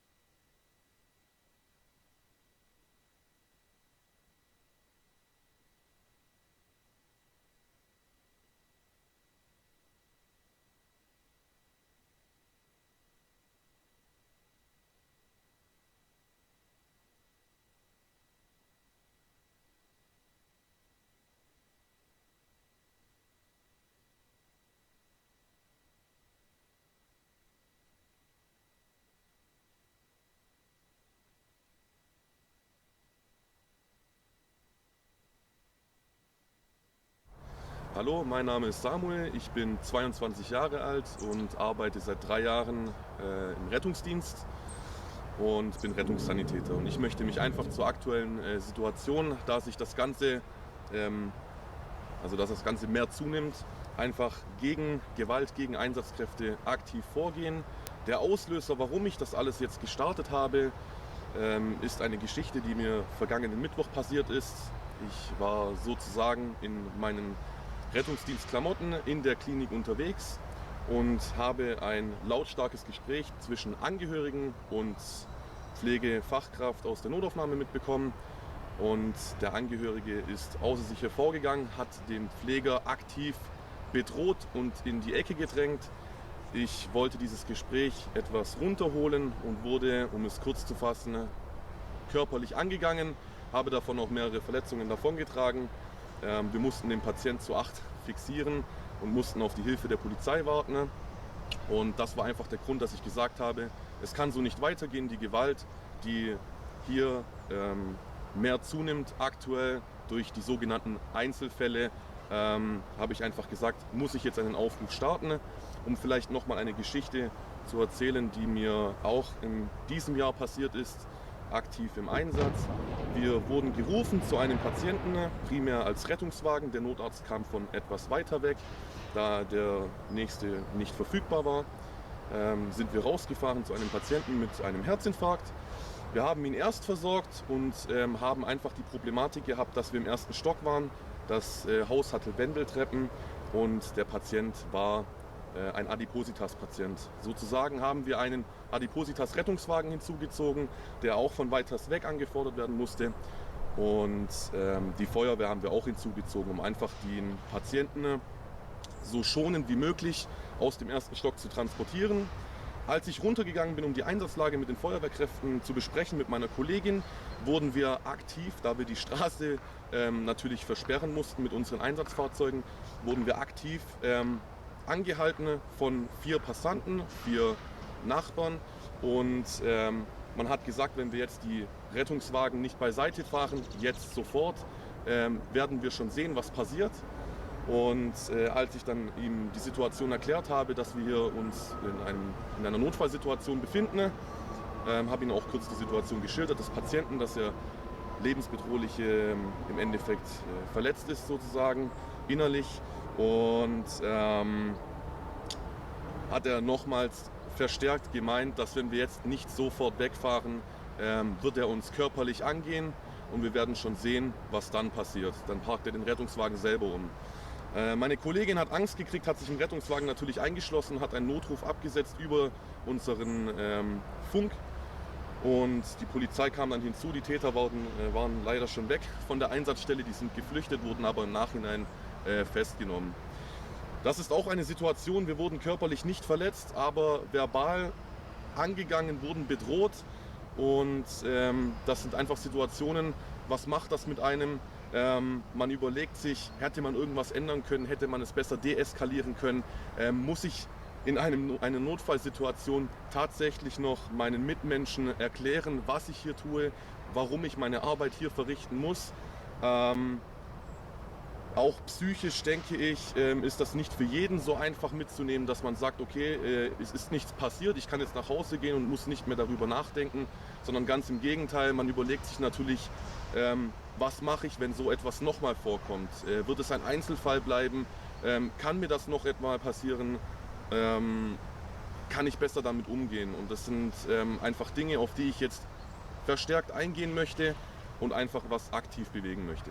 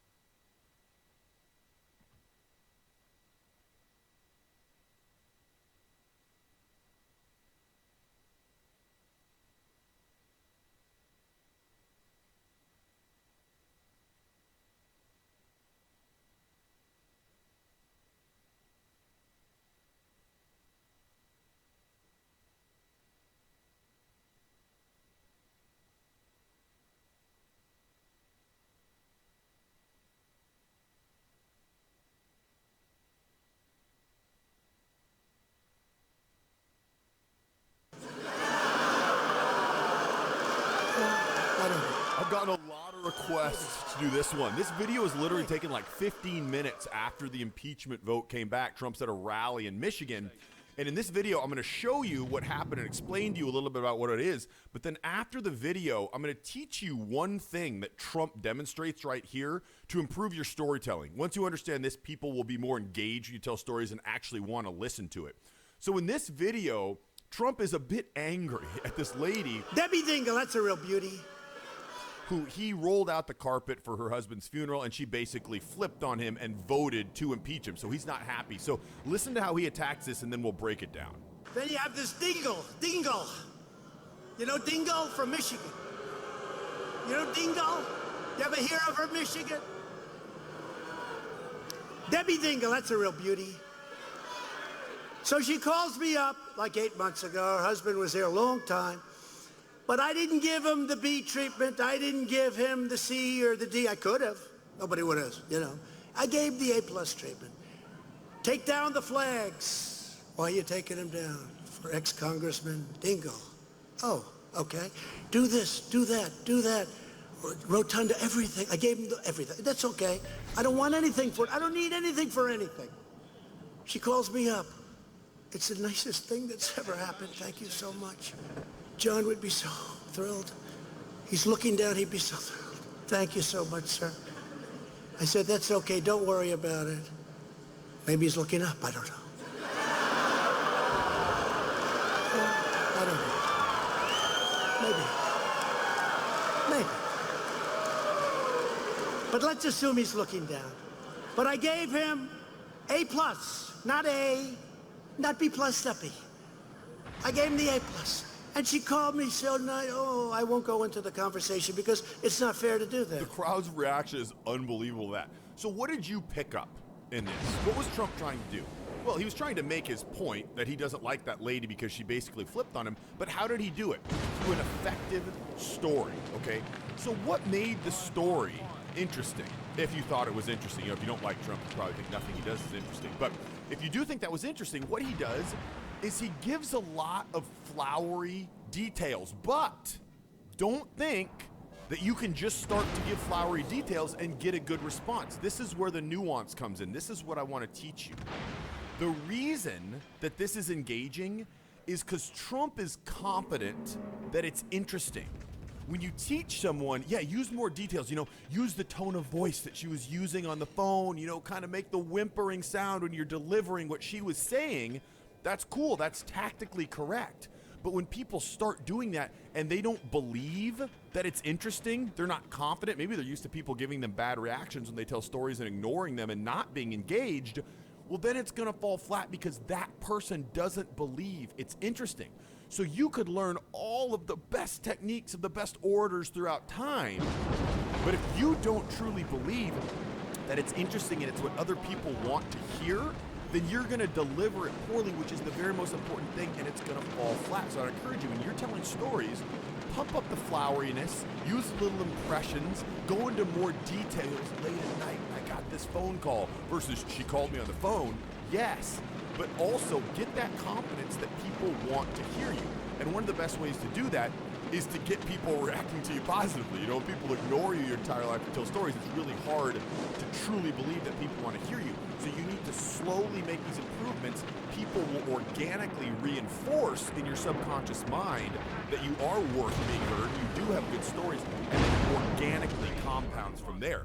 You need to use a convincing tone of voice. When you speak, so much of that confidence is determined on how you talk. Is your tone of voice, is it strong? Is it weak? You can tell so much about it. It's very hard to fake. I've got another YouTube video if you want to learn how to use a powerful tone of voice and get those deep pipes. You can touch or click right here, and I'll talk to you about it there now.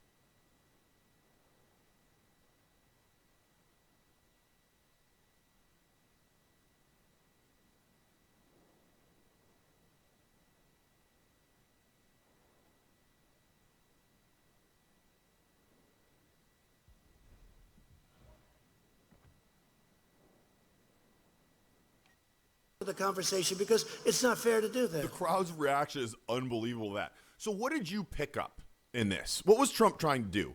Well, he was trying to make his point that he doesn't like that lady because she basically flipped on him. But how did he do it? Through an effective story, okay?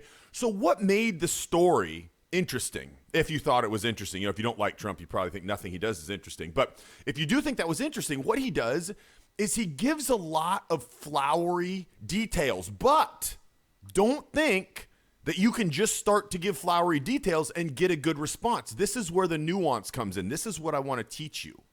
The reason that this is engaging is because Trump is confident that it's interesting. When you teach someone, use more details, use the tone of voice that she was using on the phone, kind of make the whimpering sound when you're delivering what she was saying. That's cool. That's tactically correct. But when people start doing that and they don't believe that it's interesting, they're not confident, maybe they're used to people giving them bad reactions when they tell stories and ignoring them and not being engaged, well, then it's going to fall flat because that person doesn't believe it's interesting. So you could learn all of the best techniques of the best orators throughout time, but if you don't truly believe that it's interesting and it's what other people want to hear, then you're going to deliver it poorly, which is the very most important thing, and it's going to fall flat. So I'd encourage you, when you're telling stories, pump up the floweriness, use little impressions, go into more detail. It was late at night and I got this phone call versus she called me on the phone. Yes, but also get that confidence that people want to hear you. And one of the best ways to do that is to get people reacting to you positively. When people ignore you your entire life, you tell stories, it's really hard to truly believe that people want to hear you. So you need to slowly make these improvements. People will organically reinforce in your subconscious mind that you are worth being heard and you do have good stories, and then it organically compounds from there. You need to use a convincing tone of voice. When you speak, so much of that confidence is determined on how you talk, is your tone of voice, is it strong, is it weak? You can tell so much about it. It's very hard to fake. I've got another YouTube video if you want to learn how to use a powerful tone of voice and get those deep pipes. You can touch or click right here, and I'll talk to you about it there now.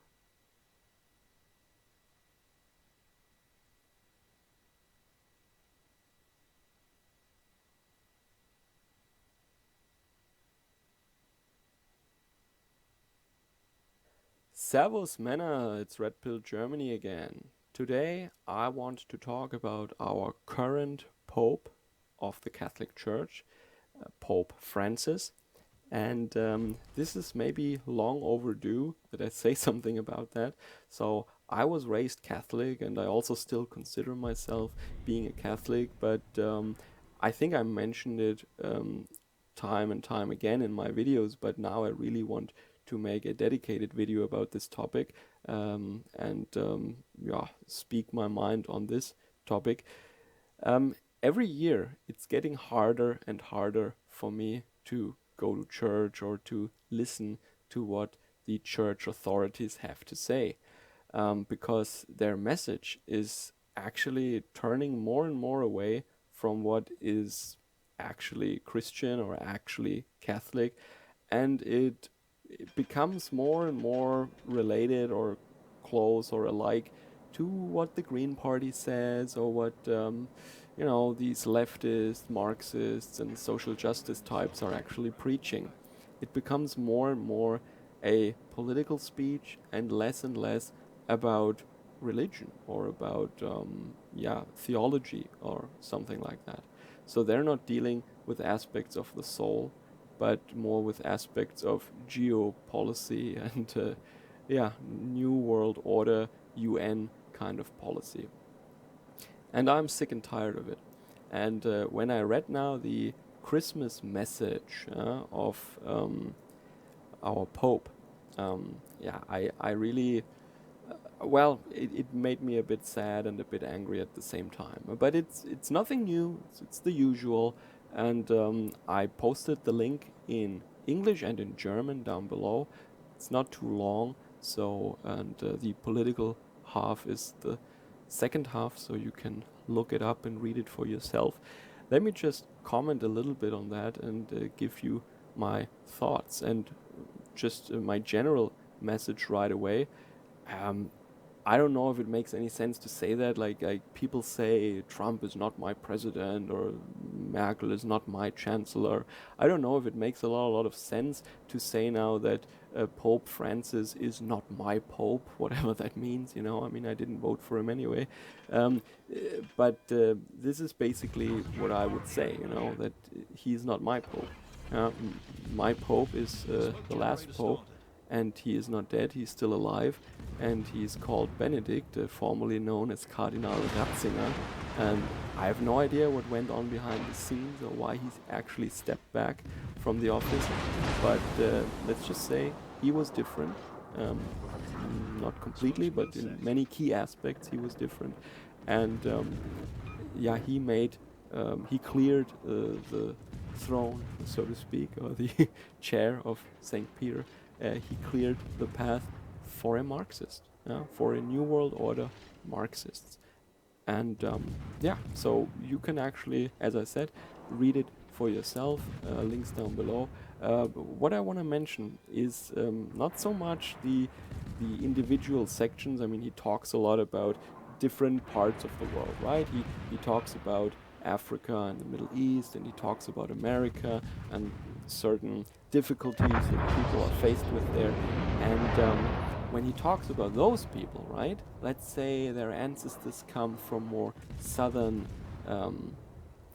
areas of the planet, closer to the equator, let's just say, okay, as compared to native Europeans, indigenous Europeans. When he talks about them, it really occurs to me, or it really struck me, that he's always using these passive constructions, like, you know, they are suffering from this and that, and this kind of injustice is what they're faced with, and they find themselves in these situations, and so on. So they have no agency, you know. It's always some nebulous evil group that is acting some evil thing on them, all right?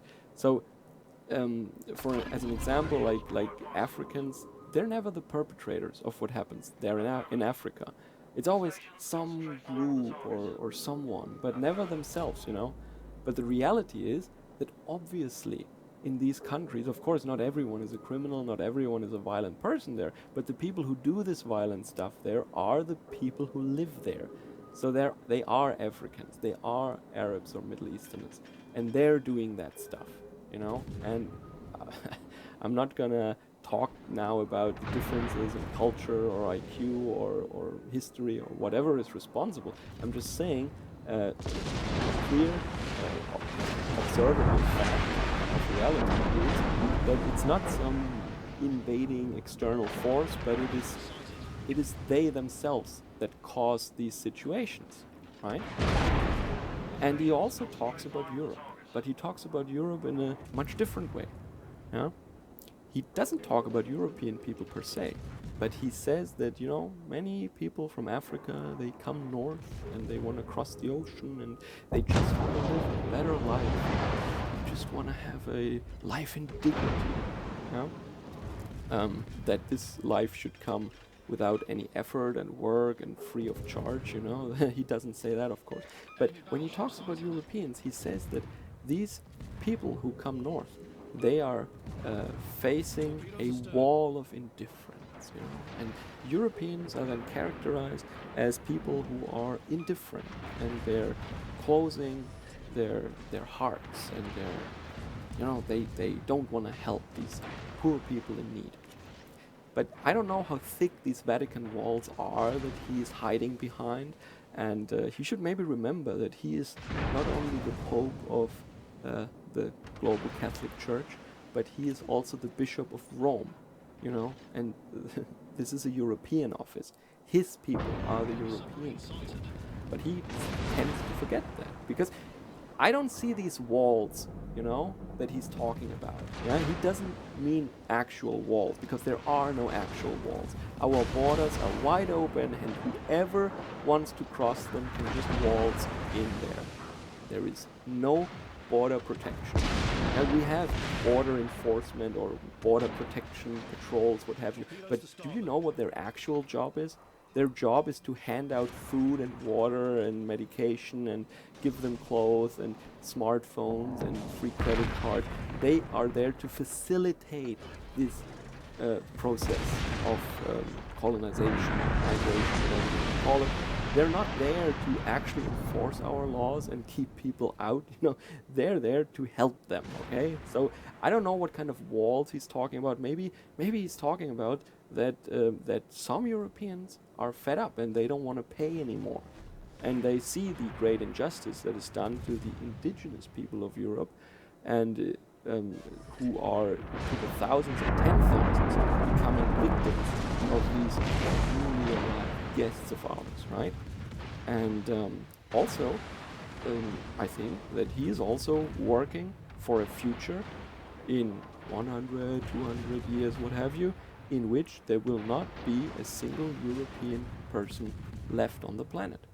I'm convinced, after many years that I've seen what he's done, I listened to his speeches, and this is the basic narrative that I'm getting out of his speeches. And he uses language in a very sly way. He's an educated person. He knows how to talk. Yeah, sure. But his overall message is a stupid, simplistic, black and white message. Southern person, good. Northern person, bad. That's the basic message. That's all there is to it. And I think the reason is, or one of the reasons actually, is more simple than you might think. Because he is getting a lot of money from European people. All his priests, all his bishops, all these administration buildings, all these houses that they own, and so on and so on. Who pays for that? Who pays the salaries of the bishops? Who pays the church tax in Germany? Of course, it's German people. It's indigenous Europeans. And let's just say that this priest class, historically, I mean, this is not only true for Catholics, it's true for almost everyone. It's also true for Buddhist monks here in Japan, where I am right now. And this is maybe the topic for another video, but the economic business model of a Buddhist temple is not so much different from a Christian church. But that's beyond the scope of this video. What I'm trying to say is that this priest class, they're not actually working, they're not actually creating any wealth, nothing tangible. They're not growing corn, not growing wheat, they're not mining, they're not fishing, they're not working in a factory, they're not building roads. Sometimes they teach children, they're teachers, but overall they are dependent on payments, on redistribution of wealth from the people who do the actual work. So I guess you know that it's a very well-known fact that if you want to keep this business model, this parasitic business model running, you need to make the side that's actually working and paying, you need to make them feel guilty. You need to make them feel deficient and guilty and wanting in something.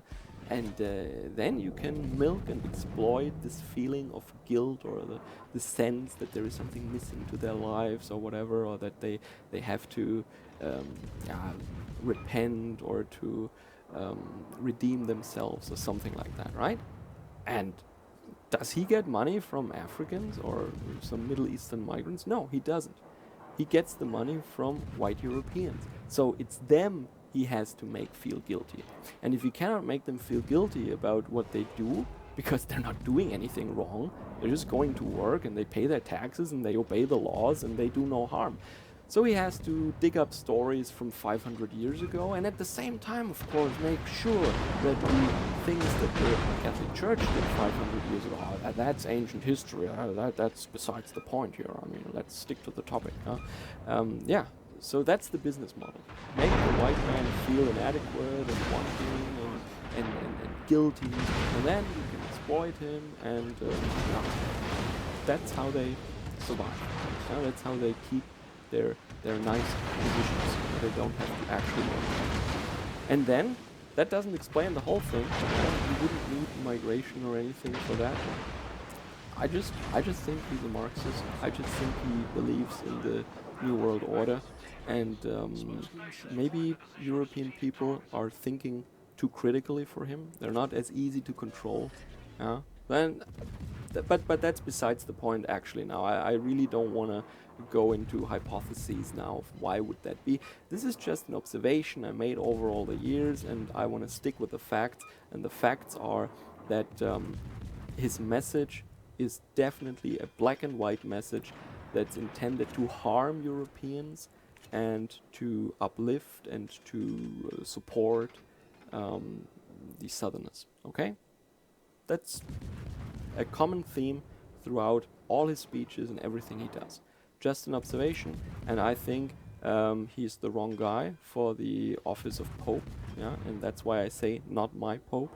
I'm still a Catholic, but this guy, I don't even know if he's a Christian. I have no idea who this guy is. I have no idea what his motivation actually is. I mean, I can't look inside of his head, right? But let's just say he doesn't strike me as Catholic or Christian or European or anything like that. All right, so you know, keep the conspiracies a little, you know, to the well. Don't go crazy in the comments, okay? But tell me what you think about it. All right. So be safe wherever you are. Servus, Kameraden.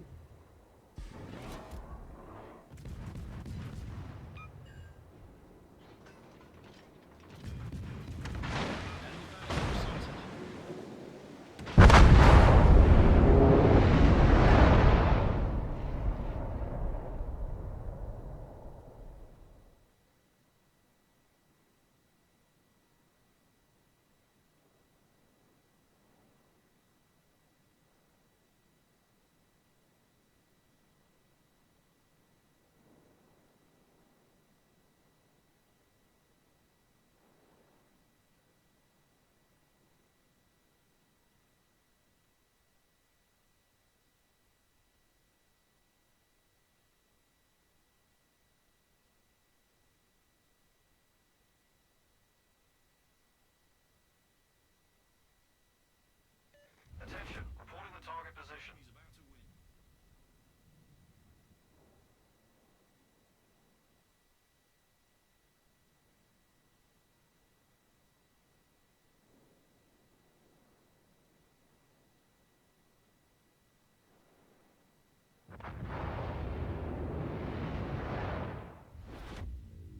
The enemy's about to win.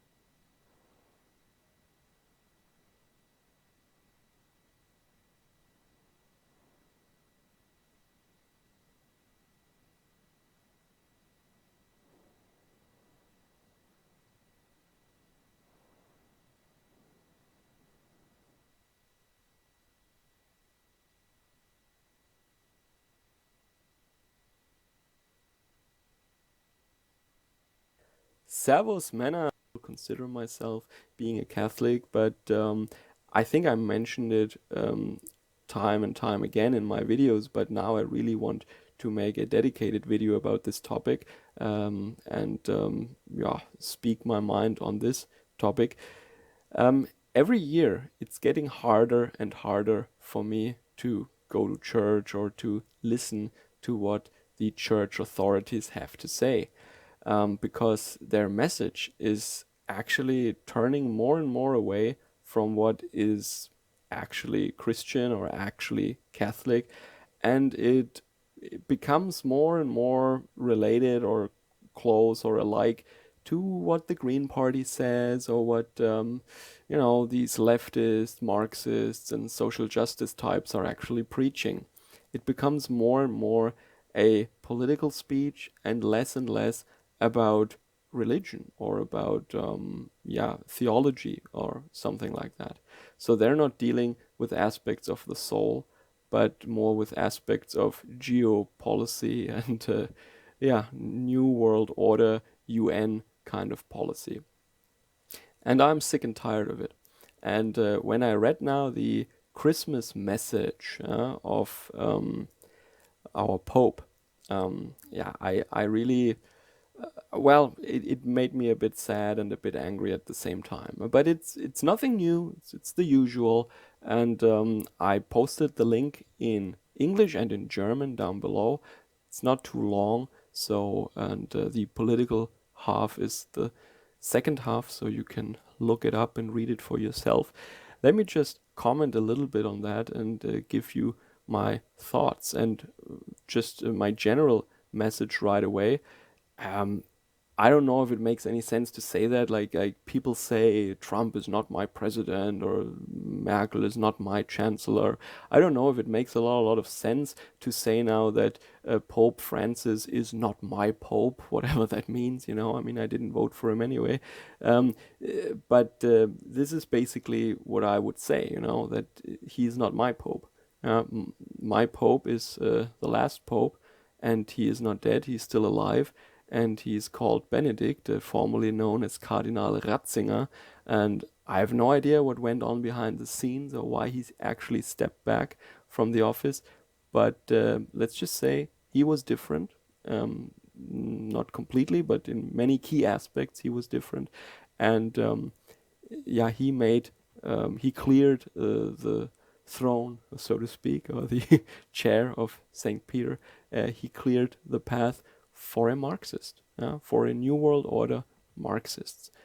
And yeah, so you can actually, as I said, read it for yourself, links down below. What I want to mention is not so much the individual sections. I mean, he talks a lot about different parts of the world, right? He talks about Africa and the Middle East, and he talks about America and certain difficulties that people are faced with there. And when he talks about those people, right, let's say their ancestors come from more southern areas of the planet, closer to the equator, let's just say, okay, as compared to native Europeans, indigenous Europeans. When he talks about them, it really occurs to me, or it really struck me, that he's always using these passive constructions, like, you know, they are suffering from this and that, and this kind of injustice is what they're faced with, and they find themselves in these situations, and so on. So they have no agency, you know. It's always some nebulous evil group that is acting some evil thing on them, all right? So as an example, like Africans, they're never the perpetrators of what happens there in Africa. It's always some group or someone, but never themselves, you know. But the reality is that obviously in these countries, of course, not everyone is a criminal, not everyone is a violent person there, but the people who do this violent stuff there are the people who live there. So they are Africans, they are Arabs or Middle Easterners, and they're doing that stuff, you know. And I'm not gonna talk now about the differences in culture or IQ or history or whatever is responsible. I'm just saying a clear observable fact of reality is that it's not some invading external force, but it is they themselves that cause these situations, right? And he also talks about Europe, but he talks about Europe in a much different way. Yeah? He doesn't talk about European people per se, but he says that, you know, many people from Africa, they come north and they want to cross the ocean and they just want to live a better life and they just want to have a life in dignity. Yeah? That this life should come without any effort and work and free of charge, you know. He doesn't say that, of course. But when he talks about Europeans, he says that these people who come north, they are facing a wall of indifference, you know. And Europeans are then characterized as people who are indifferent, and they're closing their hearts, and they're, you know, they don't want to help these poor people in need. But I don't know how thick these Vatican walls are that he is hiding behind, and he should maybe remember that he is not only the Pope of the global Catholic Church, but he is also the Bishop of Rome, you know, and this is a European office. His people are the European people. But he tends to forget that, because I don't see these walls, you know, that he's talking about. Yeah, he doesn't mean actual walls, because there are no actual walls. Our borders are wide open, and whoever wants to cross them can just waltz in there. there is no border protection. Yeah, we have border enforcement or border protection patrols, what have you. But do you know what their actual job is?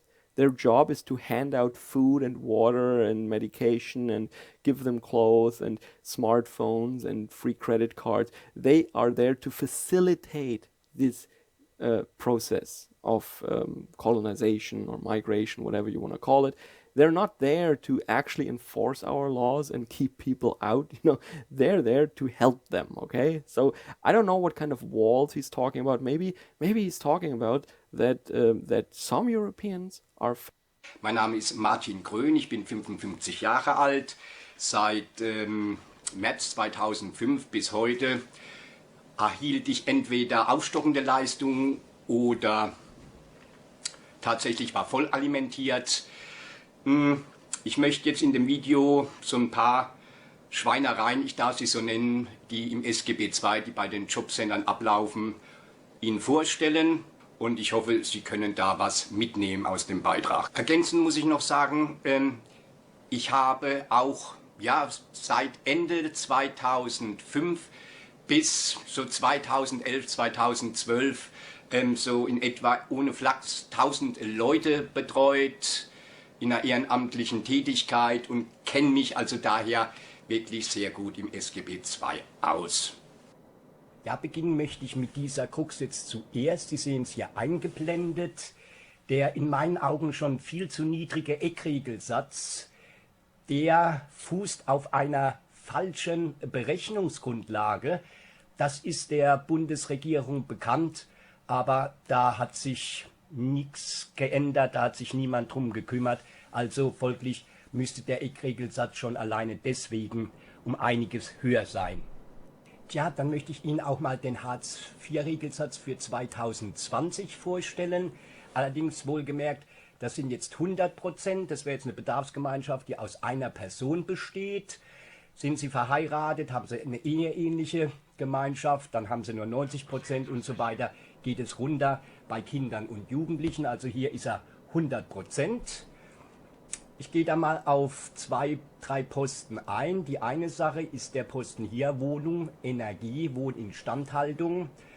Energie, das darf man jetzt auch nicht falsch verstehen, das hat jetzt mit Heizung nichts zu tun. Das ist eigentlich der Posten hier für den Strom und der ist mit 38, 32 auf jeden Fall viel zu niedrig bemessen. Und schauen wir mal hier beim Verkehr, wie es da aussieht. Sie dürfen ja ein Auto haben als SGB II-Bezieher in Höhe bis zu 7.500 €.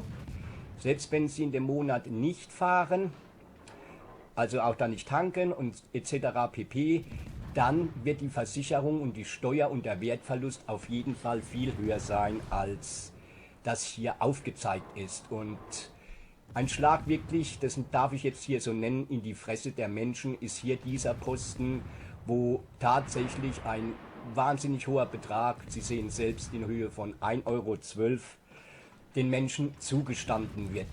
Gut. Also, Sie dürfen sich jetzt mal die Frage stellen, Nummer 1. Wenn Sie das mal jetzt mal kurz anschauen, beziehungsweise ich habe Ihnen nochmal den Wert ausgerechnet, also pro Tag sind es 14,40 €, die Ihnen zur Verfügung stehen, um letzten Endes alle diese Posten 1/30 zu bedienen. Können Sie ja mit Ihnen mal ins Gewissen gehen, sich überlegen, ob Sie damit zurechtkommen.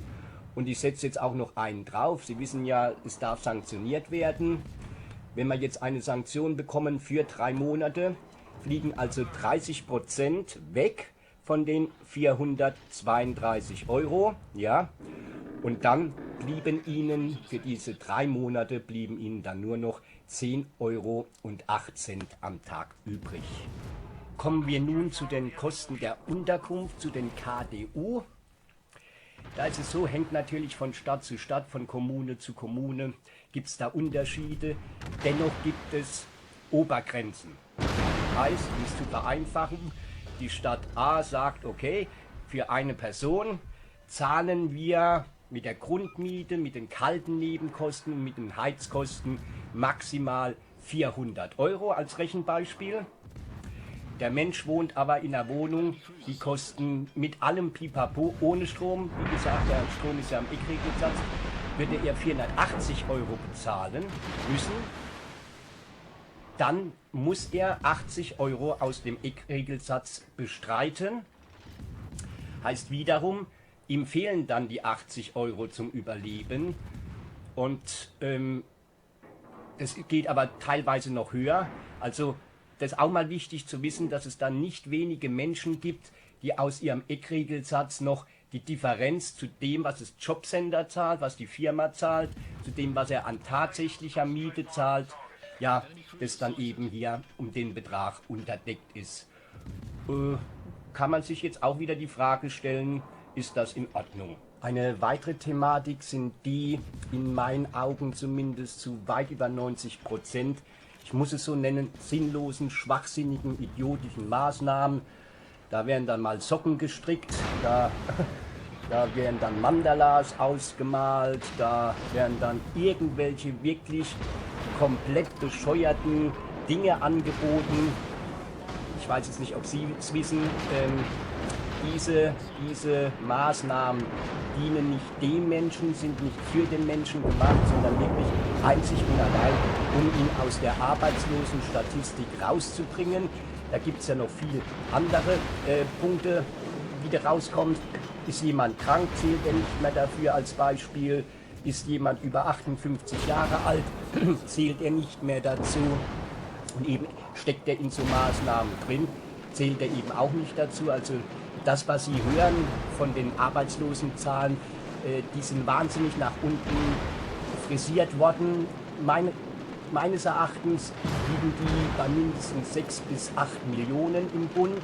Es gibt ja auch viele Menschen, die einfach keine Leistungen beantragen im SGB II sowie auch in der Grundsicherung im Alter im SGB XII aus Scham oder sonstigen Gründen. Die sind da ja natürlich auch nicht erfasst drin. Es war vielleicht jetzt auch hier eine nicht unwichtige Information für Sie. Also lassen Sie sich da bitte nicht täuschen, was die Arbeitslosenstatistik tangiert.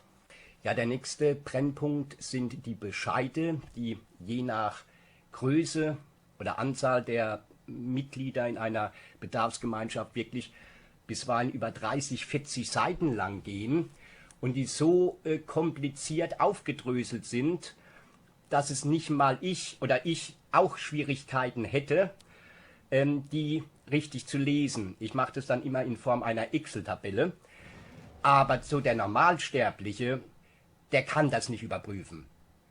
Und das ist ja auch wieder, sage ich mal, gewollt, ein fieser Trick dabei, dass die Leute sich dann gar nicht wehren können, weil sie einfach nicht den Durchblick haben.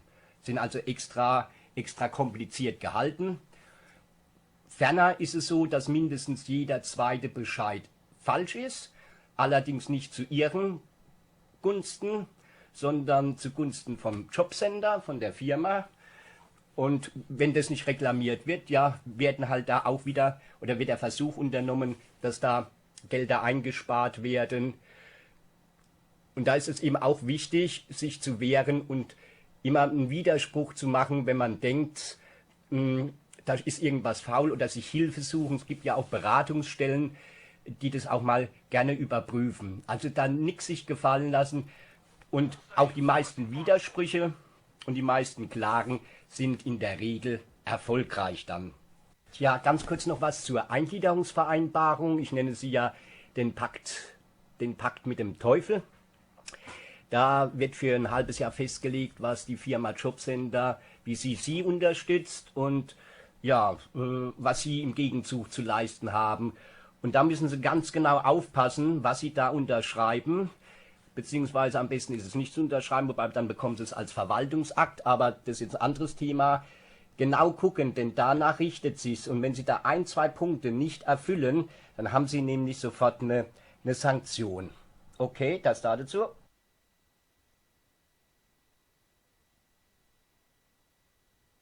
Ja, Kurzfazit, also wie ich es sehe, ist Hartz IV ein komplett menschenverachtendes, terrorisierendes, gängelndes, den Menschen unten haltendes System, was schleunigst abgeschafft werden muss.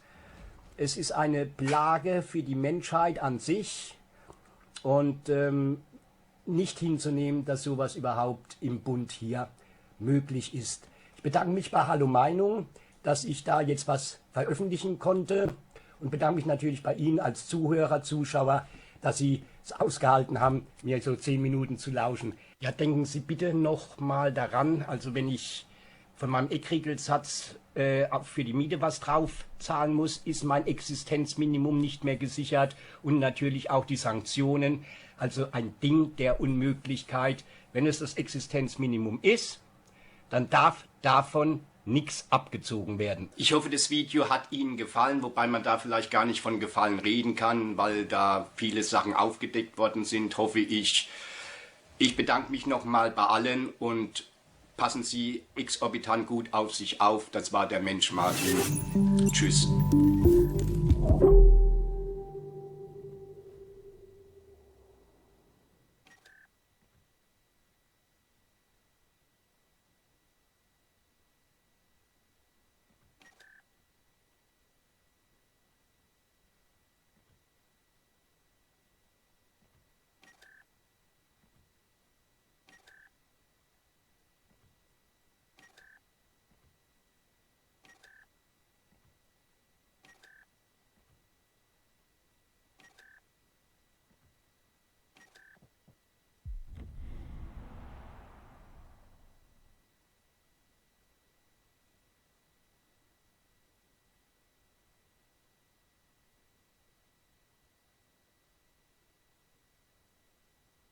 Things that jiggle. Jelly, your cheeks, your bum. I'm sensing a theme. Boobs, genitals, and the last one, jelly again. Aren't you happy you don't live in Britain? Unless you are, in which case, you're probably sad.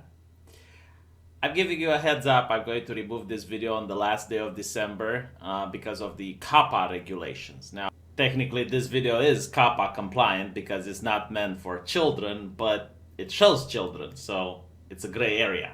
And if you want, you can download this video, share it, I don't mind, but you're also going to find it on BitChute, because BitChute doesn't have to go by the COPPA regulations, being a company outside of the US. So, with that said, enjoy! Hi, I'm Nadine, a sex educator. And I'm Eva, a sex researcher. Today we're going to use our Sex Ed School dolls, Blue and Ginger, to help you guess today's topic. Hey Ginger, I'm Blue. I use the pronouns they and them. Hi Blue, nice to meet you. I'm Ginger and I use he and him pronouns. I tell you a very spicy joke about people who aren't transgender and have to state their pronouns. But it's so spicy I would break the terms of service for bullying and harassment. So let's just assume I told you the joke and you are going like, oh, ha, ha, ha, ha, oh V, that was so funny. Now here's something that's not a joke, and this is regarding the they, them.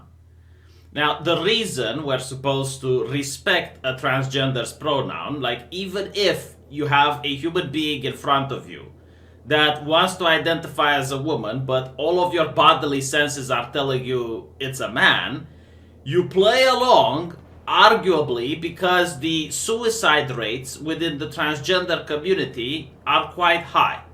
And this is backed up by research. Now the idea is that if you misgender them, you can cause a harmful environment for those people, which could potentially end up to suicide, and you don't want people to kill themselves, right? So you're being a good boy and you're going to respect their pronouns. However, a transgender person is someone that transitions from male to female or from female to male. There is no research or evidence that would show that a person transitioning to they, them, a gender that doesn't even exist, is suffering from gender dysphoria and thus is on the same level of risk from suicide like the rest of the trans community. As such, there is no moral obligation for you either than kindness or politeness to respect their made-up pronouns, which again do not translate very well into Latin languages. So it's safe to assume that this ideology is just some cultural American Baizu bullshit that is trying to inject itself into other English-speaking languages but will not have much luck into translating in the rest of the world. In other words, the rest of the world does have transgender people, but it does not have social justice weirdos that identify with they, them, zer, here. How do you even translate zer into Chinese, one has to wonder. I'm Nadine. I'm Eva. I'm a sex educator. And I'm a sex researcher. I help people learn more about things like bodies, relationships, identity, and more. And I use science to help answer people's questions about all of those topics. For millennia, people and animals were fucking. Why do we need sexual researcher to explain to people how to fuck? And I bet this is from taxpayer money, isn't it? So let me get this straight. A guy works hard in a factory, or probably becomes a moderator at Facebook and ends up killing themselves. And from his hard-earned money, from his sweat and bra, a percentage of that labor is taken away from him by the government and given to these two ladies so that they may teach kids how to fuck. When did the British people vote for this? One has to wonder. At which point can we look at it and say, yes, you have voted this way, and thus you have asked for it. Again, it's not a rape culture, but you literally asked for it by voting for it. So, when? Who agrees with this? True or false? There's no right or wrong age to fall in love. This is true. People fall in love at all different kinds of ages. It might feel differently, but those feelings of love are still there. Is anybody here in love? That's pretty cool. I'm in love with pizza. I'm in love with sour candy. Me too!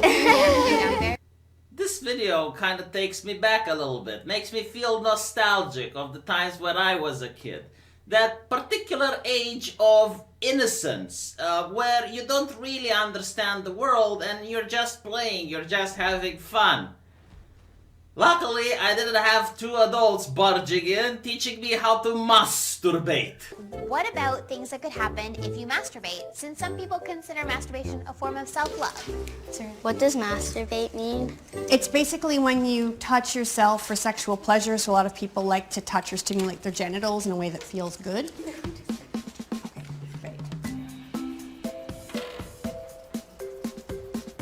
We can get all the answers brought up to the front.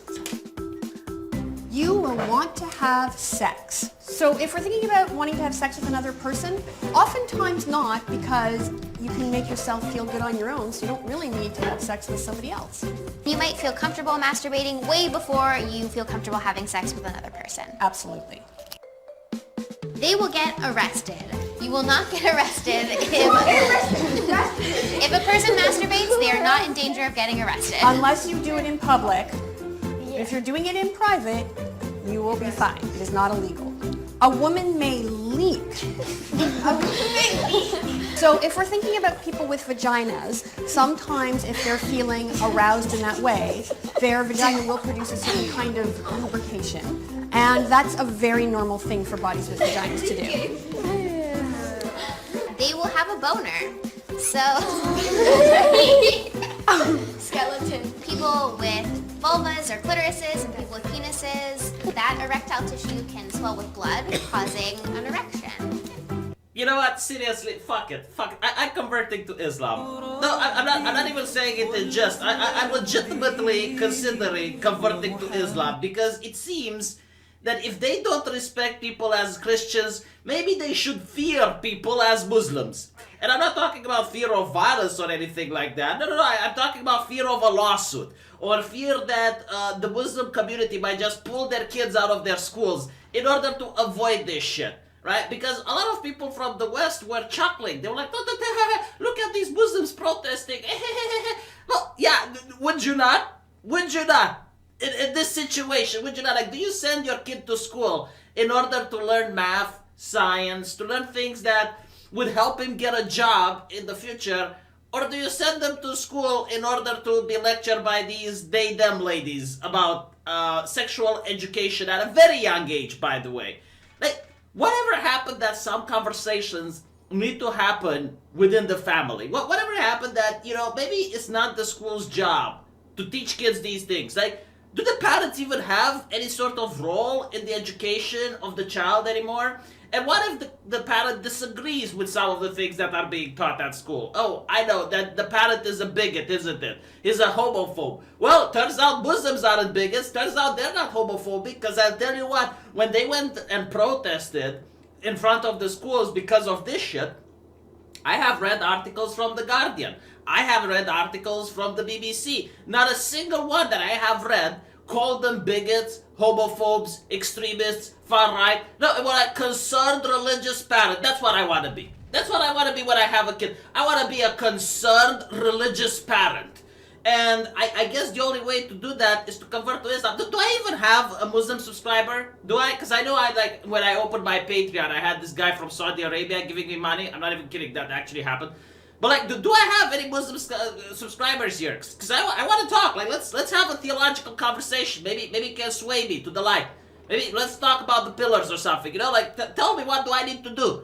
And I know, like, some people will say, well, V, you know, like, in Islam, they have arranged marriages at very young age. Well, I'll tell you what, my kid doesn't need to have that shit. You know, if I happen to have a kid that's a boy, I don't even care. Like, I generally don't even care. He can even have 3, 4, 5 wives, because he's going to be a sexy motherfucker and very successful, and he's going to have all the bitches. But if it turns out that it's a girl, I don't have to do arranged marriage. I don't. Like, you can opt out. You can't opt out from sending your kid to school in the UK, now can you? Unless, I understand, like, homeschooling is a thing, but it's very rare and very difficult to obtain. So you kind of have to send them. But you can't opt out to not pay taxes for this shit. No, you're forced to. So again, like, I genuinely am looking at it, because a lot of people are asking, like, what is worse? You know, what is worse? Social justice or Islam? Or Sharia? Like, man, I tell you what, I think I can go through Sharia. I think I can go through all of it. And hopefully, like, at least Sharia, right, like, at least the authoritarian of Islam is a lot more direct. It's a lot more honest. Like, you actually understand the things that are there and who's doing them to you. So it's a lot easier to have an Arab Spring or something when the oppression becomes insurmountable. Right? We have seen it in the Middle East, eventually people rising up against theocracies. But I'll tell you this, like, this is insidious shit. This is very insidious. Like, you don't even know, like, where the centralized power is, who's pushing for this thing. Like, you can't, like, name the names and, you know, like, the institution that is responsible for promoting this ideology. No, it's everywhere. So, like, honestly, at least Islam is more honest from that point. Like, I would prefer neither. But honestly, ask yourself if you have to choose. If you have to make the choice. Right? Like, you're between the hammer and the anvil. You make a choice, or the hammer and the anvil just work together to crush you. Which one would you choose? Because at this point, I think it's pretty obvious. Breaking the taboo of talking about these, you know, quite awkward and sometimes embarrassing subjects with your children. Are you struggling with that? Well, we're now going to have an awkward conversation with our next guest. She is Kate Dawson, an amazing person. She believes that topics such as masturbation and pornography should actually be opened up, be taught in schools to pupils as young as 8 years of age. And that might be quite sensationalist, because, you know, I'm taking that from a newspaper report. But basically, that's what you do, Kate.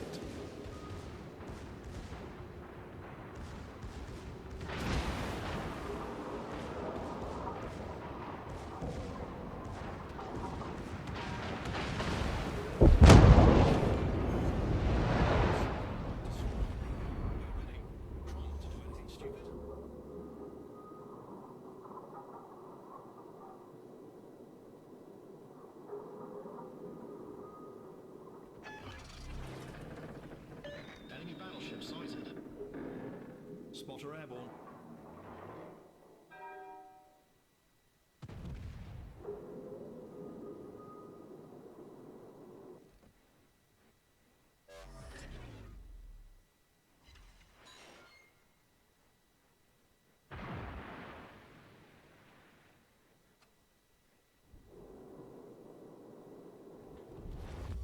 We're winning. Try not to do anything stupid. Jolly good show.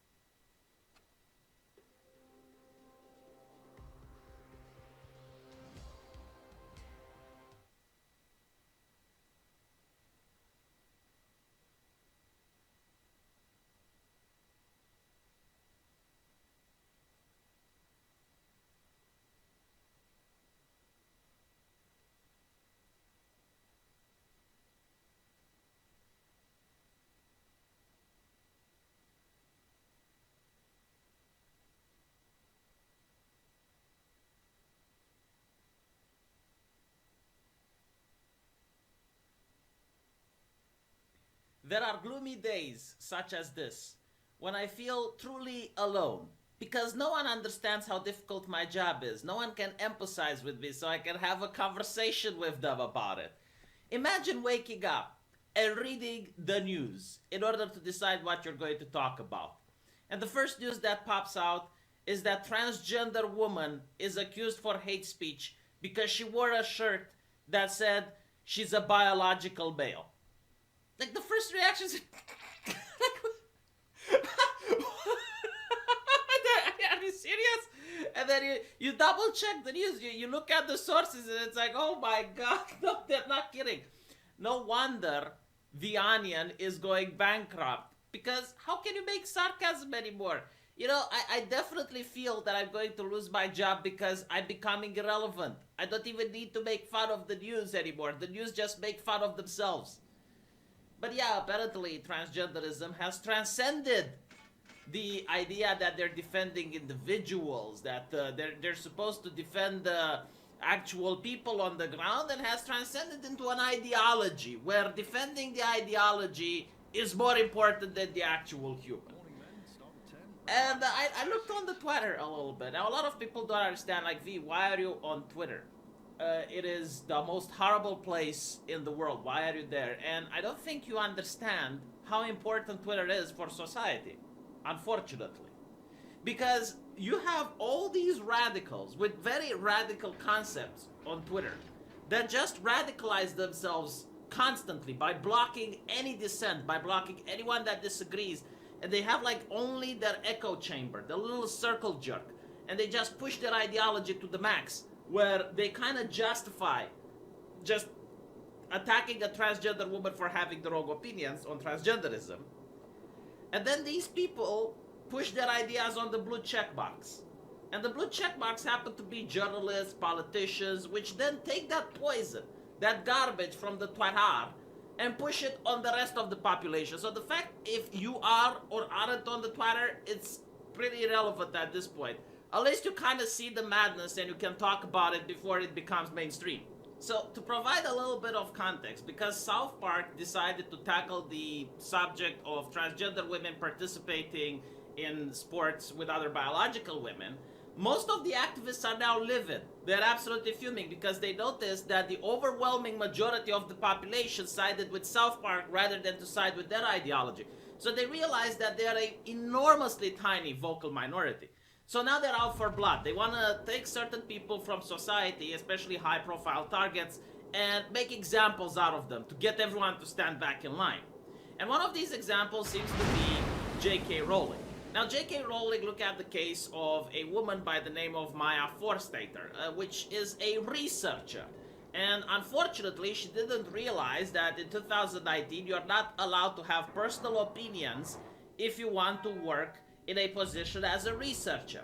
And she believes that biological men cannot become biological women, which is kind of funny that even according to the transgender intersectional ideology, this is correct. One can change their gender, their expression to society, but they cannot change their biology. Even if you get a surgery, what happens is that they remove the penis, they take the scrotum and they put it inside, which means that your now vagina is not going to have natural secretions. You're going to have hairballs coming in from it.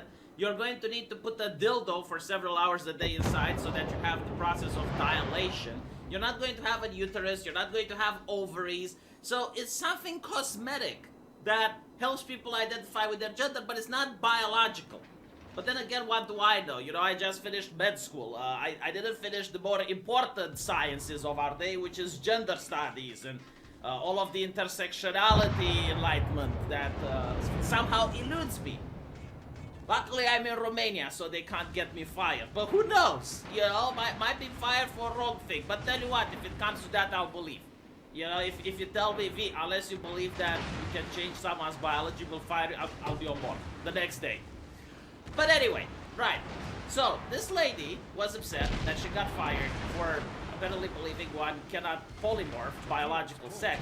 She doesn't talk about gender, she just talks about biological sex. And because she got fired, she goes to a judge, right? She goes to a judge, and the judge says that because her views are absolutist, apparently you're not allowed to have absolutist views anymore. Like, you should, according to the law, not believe that 2 plus 2 equals 4. You should believe that 2 plus 2 may perhaps potentially equal 4. I don't know how you need to express them. But the judge basically says that because her views are absolutist, she might misgender someone, which goes against human dignity and is unacceptable in a democracy. And I'm like thinking, okay, so you're basically punishing her for something that she may perhaps do, like a crime that she hasn't yet committed. We punish people for that now, do we? Man, I'm glad I'm not in Britain. Like, here in Romania, we do not punish people for crimes they might potentially commit. I mean, I don't know, it seems kind of unfair to me. Seems a little bit off. I mean, it seems a little bit oppressive, one might say. Like, first wait for the person to commit the crime and then punish them. Am I saying something wrong here? Am I, But no, apparently the laws in Britain are different. And all of the activists, the far leftists, were like, yeah, no, this is justice. This is justice, yes. So here comes J.K. Rowling into the mix, trying to defend Maya, saying that dress however you please, call yourself whatever you like, sleep with any consenting adult, what have you, live your best life in peace and security, but force women out of their jobs for stating that sex is real. Hashtag she stands with Maya. This seems to be like the idea that whatever people do in their private bedroom is none of our business. But J.K. Rowling seems to be a little fed up with people stuffing the bedroom down our throats. You know, like, I hated religious people. I hated them when I was a kid, you know, when I was a teenager and I didn't know much about the world. I hated evangelicals with a passion because they believed in God. Now, I didn't have a problem with the fact that they believed in God. Like, that's perfect. You don't let their choice. If they choose to believe in God and it enriches their life, it brings enrichment into their life, good on you. You know, in fact, I encourage you to believe it. But the problem was that their belief gave them a reason to lecture me and to judge how I live my life. It's like, oh, V, you had a girlfriend yesterday. Why are you with a new girl today? Why are you holding hands with this girl? Are you going to propose? Are you going to ask her for money? Do you not know that cheating at math is wrong? Stop cheating at math, V. You know, and all of these things were adding up, and it was pissing me off. Now, if I were to tell them that God isn't real, and I don't believe in what they're saying, they would get very angry, they would get very upset, they would get very agitated, because I'm basically deconstructing their entire worldview. So, I really didn't like when other people told me how to behave. Like, I was fine with live and let live. Like, if you want to believe in Jesus, that's fine. You know, I just don't happen to believe it, so can we not just talk about anything else other than religion? Can we just stop you judging me, or at least do it when I'm not there? You know, at least say V is a piece of shit when I'm not there. Don't say it to my face, because it's starting to become obnoxious. I'm already aware of what you think about me. Just stop it, right? But no, right? So now I see the same with the intersectionals. It's not even the transgenders. Like, I actually know transgender people. Some of them are my Patreons, and they're multiplying. They become more each day. And I don't have anything against them, right? But what I do have against is when a judge, who isn't even transgender, by the way, would say that, no, you're not allowed to believe that biological sex is real. And it's like, have you finished med school, motherfucker? Like, why are you telling me this? Yeah, there are around 5 biological sexes. 2 of them are the overwhelming 99% of the majority. The others are birth defects. You know, like, if you want me to actually hit you with the legit science, like, bam! You know? And the people with the birth defects don't even want to have them. Like, they're the ones that would be like, no, I just want to be like everyone else. You know? But anyway, right? Postmodernist bullshit way of thinking. You know, if like you have an assembly line that makes cars, and at one point you have a car with 3 wheels, that is not a new automobile. Like, that does not require a new definition. No, that's a car that needs fixing. You know, or it's a car that we can say came off of the manufacturing table with a defect. And by the way, transgender people aren't even with a defect. Like, they are perfectly healthy biologically. But the problem is with the gender, with how they identify with society. It's a completely different problem. It doesn't have anything to, but whatever, you know, like, who knows? Maybe I'm saying this now, and in 5 years, culture is going to change to the point where they're going to go back to my video and say, oh, that is hate speech. Heaven forbid for me to say hate speech. Hatred is not a human emotion. It is completely redundant. We should eliminate it from human society. And after that, we should go with jealousy, I guess, because that is also bad. Doesn't do anything good. Apathy and other human emotions. Like, we should just, you know, like, look at human emotions and just have a checklist. Just eliminate the ones we don't like until everyone is happy and joyful. So, with that said, J.K. Rowling came in defense of Maya. And look how people are saying, like, fuck you, J.K. People are starting to throw her under the bus. You get some of the most vile abuse that I have ever seen on the internet towards this woman, which is a feminist, by the way. Like, I disagree with J.K. Rowling on pretty much everything. Like, I don't think we can see eye to eye on an issue. And I generally don't care about this either. Like, I do not care if people in Britain can express themselves or not. You know, that's not my problem. Not my country, not my problem, as they say. Like, I don't live there. You know, the only thing that concerns me is that this madness is not contained and is going to spread to other nations until it reaches my borders. And then I will be more concerned. But at this point, I'm just looking and I'm laughing, you know, because this is absolutely ridiculous. Like, J.K. Rowling has done more for the feminist movement than pretty much any of these people. Right? Because she's famous, she has a platform, she can spread her ideology, she can reach other people that normally wouldn't hear about your ideology if it wasn't for J.K. Rowling. And now everyone is attacking her because I guess her purpose is done. You know, like now she's not 100% on board and she needs to be taken out. And by the way, Maya is also a feminist, she's also left-leaning, so this is like the left eating itself.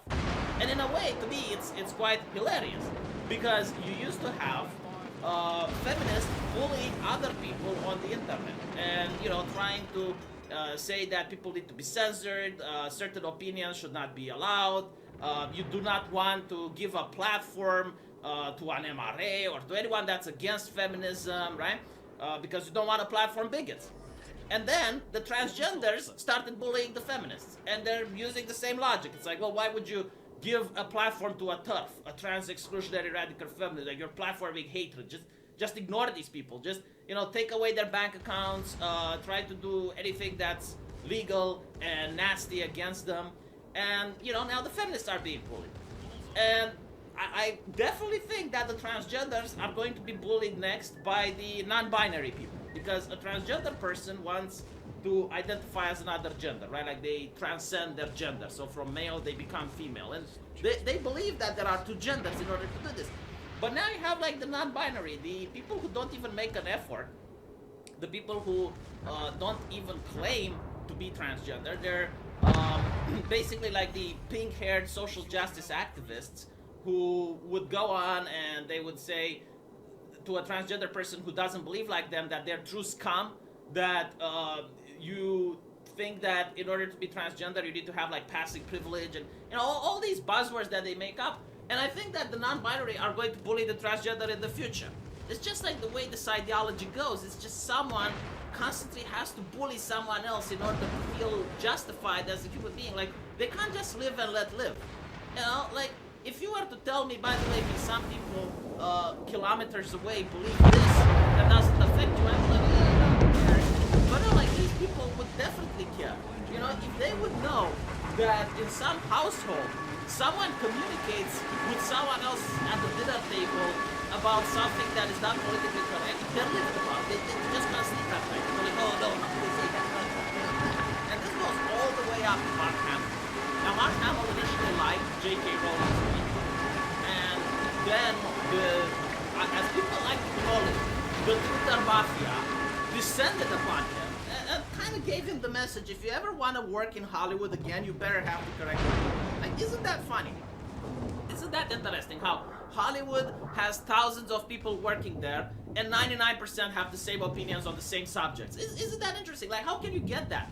If I open a bakery and I'm going to hire people that bake bread based on their quality at working there, I'm going to have right-wingers, I'm going to have left-wingers, I'm going to have people that are pro-choice, I'm going to have people that are pro-life. You know, like, you just, if you hire based on merit, it's impossible that you're not going to get intellectual diversity.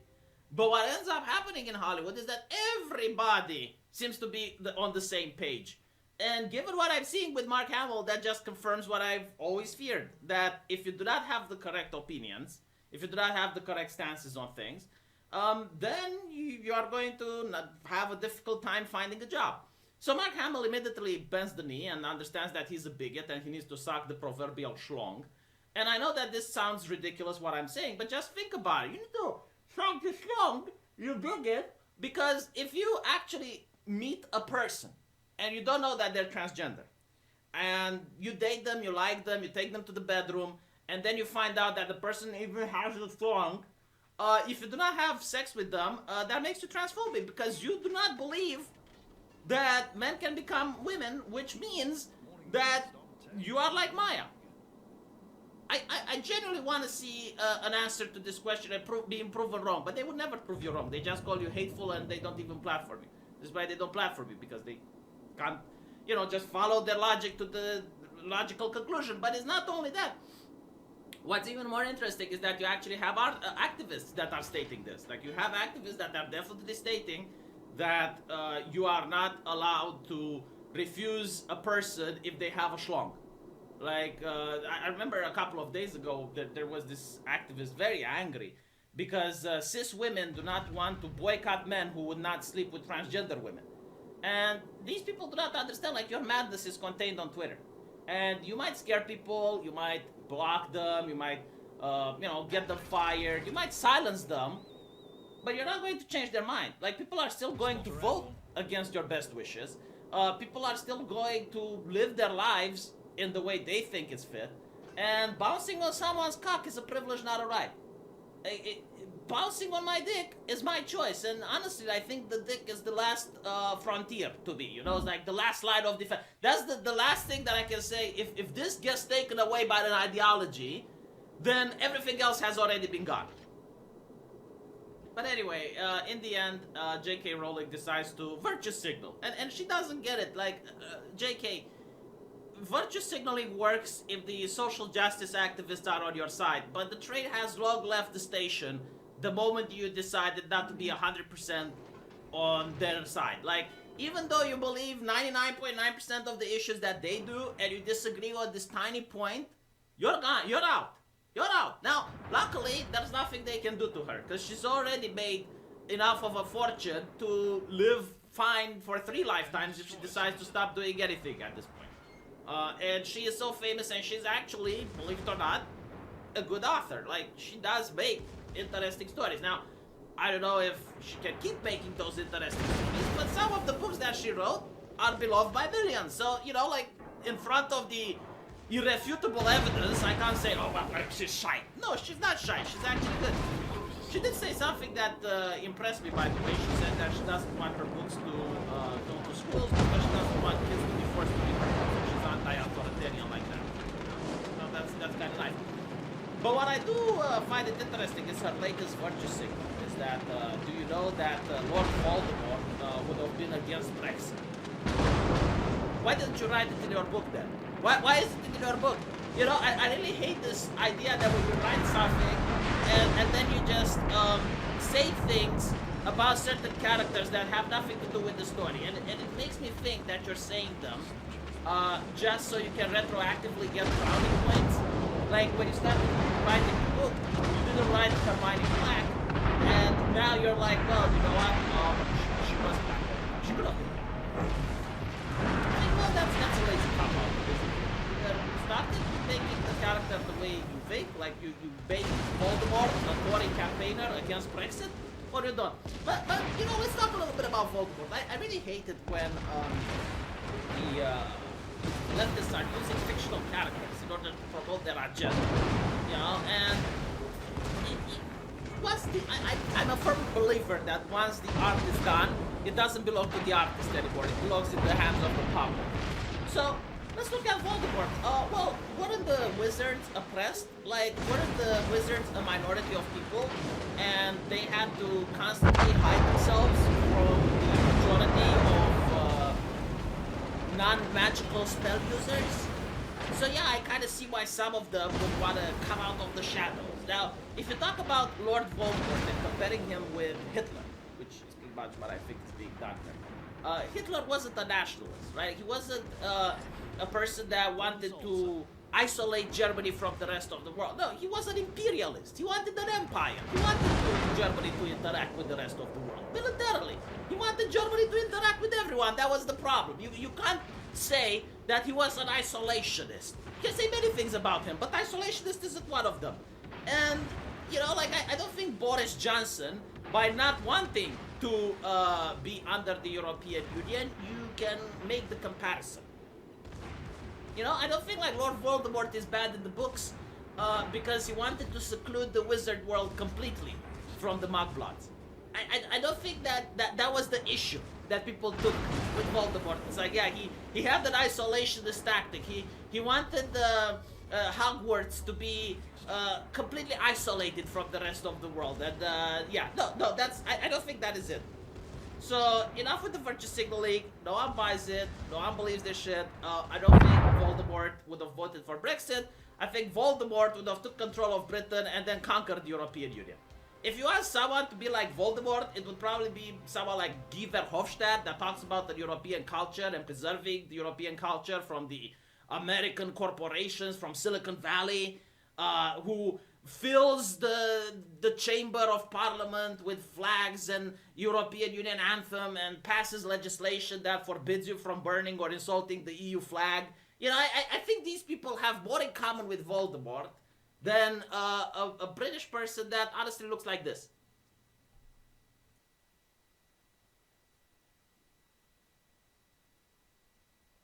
An anthem and passes legislation that forbids you from burning or insulting the EU flag. You know, I think these people have more in common with Voldemort than a British person that honestly looks like this.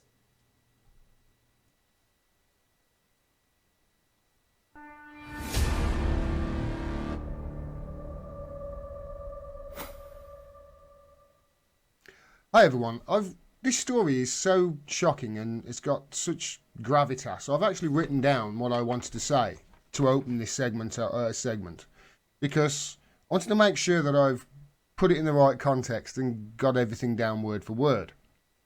Because there's been another leak from the OPCW, from within the OPCW. The OPCW is the Organisation for the Prohibition of Chemical Weapons. And it's of documents debunking now an already fully debunked government lie, which was the prelude to the United States, United Kingdom and France committing the supreme war crime of bombing Syria in retaliation for events which did not take place. I'm going to repeat that so you understand just how important this is. There's been another leak. This is the third leak from within the OPCW, the Organisation for the Prohibition of Chemical Weapons, which contains documents debunking an already fully debunked government lie, which was the prelude to the United States, United Kingdom and France committing the supreme war crime of bombing Syria in retaliation for events that did not happen. I better back that statement up, hadn't I? By the way, this is true. What I'm telling you now is true. This is the truth I'm telling you. And YouTube is going to suppress me. They're going to demonetize me. They're going to hide this video from all searches if possible. It won't get any secondary uptick or anything like that. It won't get they will not include it in their algorithms. The only way you could find this video is by going direct to my channel. They will suppress this, and it's the truth. And the people who were telling you the lies about it, the so-called authoritative media, they'll bump those up in search engines and push lies and propaganda down your throats. I'm telling you the truth, I'm going to get suppressed for it. If I told you lies, they'd probably bump me up in the searches. But because I'm telling the truth, I get suppressed for it. So support independent media. Okay, so what am I talking about? Because I've got to back that statement up now, haven't I? Because, well, you might remember this. This was Duma. This was on the, I think it is the 7th of March, if I'm 7th of April, which says above my head, 7th of April. And this is the video filmed by the notorious White Helmets. in Douma in Syria. And allegedly this was taking place after that there was a supposed chemical attack perpetrated on the civilians in Douma by Assad, the president of Syria. I won't show any more of that video because the last time I showed any of that video I got a top copyright strike. I know. Say copyright strike, a copyright mark. So that was the supposed chemical weapons attack. Now, after that happened, there was, of course, a massive rush to judgment by the authorities. The United States even put a press release out saying that it was Sarin, governor, and it was Assad that did it. The chemical weapons attack. This crossed the United States of Obama's line in the sand. And Theresa May, who was Prime Minister in the UK at that time, she quoted open sources in the Houses of Parliament, who basically blamed it all on Assad. It was Assad that did it, and it was the White Helmets that formed the aftermath of it, and all the information that they needed from these open sources that Theresa May used came from the White Helmets and from Bellingcat, or chief among them. Bellingcat is this online investigative journalist, citizen journalism outfit with Elliot Higgins in, that's funded by the Foreign and Commonwealth Office to basically, you'll see. They found that these chlorine canisters, it turned out, they changed it from sarin to chlorine, were dropped from a helicopter by Assad's forces. That's what they said. Now, my bullshit detector went off straight away at the time. First of all, whose side of the White Helmets are? There were questions, massive questions, even before this, about the White Helmets and just whose side that they were on. I mean, I'm not sure whether this was, a saintly organisation when it started, but you certainly can't tell whose side they are on at the moment, because if you speak to people in Syria who were fleeing other places like Aleppo, they came out and they were saying to reporters that no, the White Helmets are with the terrorists. They work hand in glove with them. So there were serious questions about them. My bullshit detector went off, but obviously we all know about retired Sea Lord Admiral West, or First Sea Lord, or whatever his name was.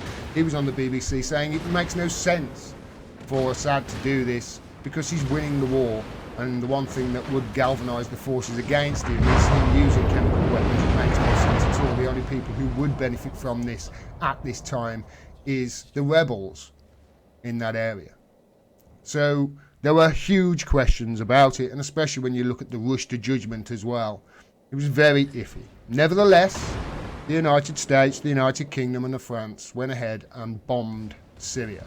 Now, as far as I can tell, as far as I remember, nobody was killed in those strikes, which means that basically damage was done, and the only people who really benefited from it were the shareholders of Boeing and Lockheed Martin, because their shares went up huge the day after, I seem to remember. A few days later, that was on the 14th of April, the bombing was, a week after the supposed chemical attack. And then 3 days after that, we got the first reports from the ground from Robert Fisk, and I think a day later from Preston Sharp of One American News, as I've showed, and they interviewed people at the clinic where that video that I showed you just was taken, and said the doctors were saying no, it was hypoxia they were suffering from. There was shelling in the area, and there was loads of tunnels underneath where the locals obviously tried to stay safe. These huge tunnels, very dusty. When the shelling happened, it obviously brought up dirt and dust, got into the children's lungs, and that's what they were suffering from. Dust inhalation, oxygen deficiency, hypoxia. They were getting treated for it, and then some White Helmets rushed in, shouted gas, poured water on the heads of the children, filmed it all, and then went. Voila. There you go. Propaganda construct. This is what was said a few days after that attack. Now, apart from Robert Fisk's reporting and Preston Sharp, in the media, in the mainstream media, especially lefty mainstream media, corporate media, state media, whatever you want, nobody talked about this. Nobody talked about it. Robert Fisk's report, I think, was the only one I could find at the time, you may remember. And it seems that there was, as I say, no chemical weapons attack there at all. let alone it was Assad that did it. Looking at the information that's come out now with this third release. Other than independent media, this wasn't reported on at all. It all stunk of a false flag. And ever since that, then, and there was not a great deal of information to back it up at the time, ever since then, it has fallen apart in huge chunks at a time. This narrative that it was Assad that gassed his own people just when he was about to win the war. 18 witnesses then visited The Hague, you may remember, seeing the video of 18 witnesses visiting The Hague, and you may remember what our media basically implied, that they were being coerced to lie. I've got that video. Here it is. Are you happy to be here? No comment. No comment, sorry. Britain is concerned about witness intimidation, misinformation and propaganda distracting from the evidence in Syria. Dozens of chemical weapons attacks have previously been verified there, but this alleged use in Duma is still under investigation. Russia hoped eyewitnesses, including a small child seen in footage from the time, would now end the suggestion that the Assad regime was using illegal weapons and was responsible. How threatened do you have to feel to change your story and to deny a chemical weapons attack? And a question for you, Ambassador. How low do you have to go to bring a little child all the way here and threaten them? So that was our media at the time, just not believing. Threatened do you have to feel to change your story and to deny a chemical weapons attack? And a question for you, Ambassador. How low do you have to go to bring a little child all the way here and threaten them? So that was our media at the time, just not believing it, not only not believing it, but attacking the people who were saying, no, this wasn't a chemical weapons attack, we were there, we were in that hospital, we weren't. That one boy was in the film, you may remember, you'll be able to see him, be able to spot him in the video that I showed you. And that little boy said, no. They actually gave us some food afterwards because we were the stars of their little production. And our media attacked them as liars immediately. Our fourth estate there, that was Channel 4, our fourth estate, holding power accountable. Then, of course, we had the BBC Syria producer, Riyam Dalati, who came out and said the Duma clinic scene, he could prove it was all used for propaganda purposes before making his Twitter account, making it private. We haven't heard anything from him since. We've had the first leak from within the OPCW from whistleblower Ian Henderson, who basically said I was an engineer and those canisters couldn't be dropped from a chopper.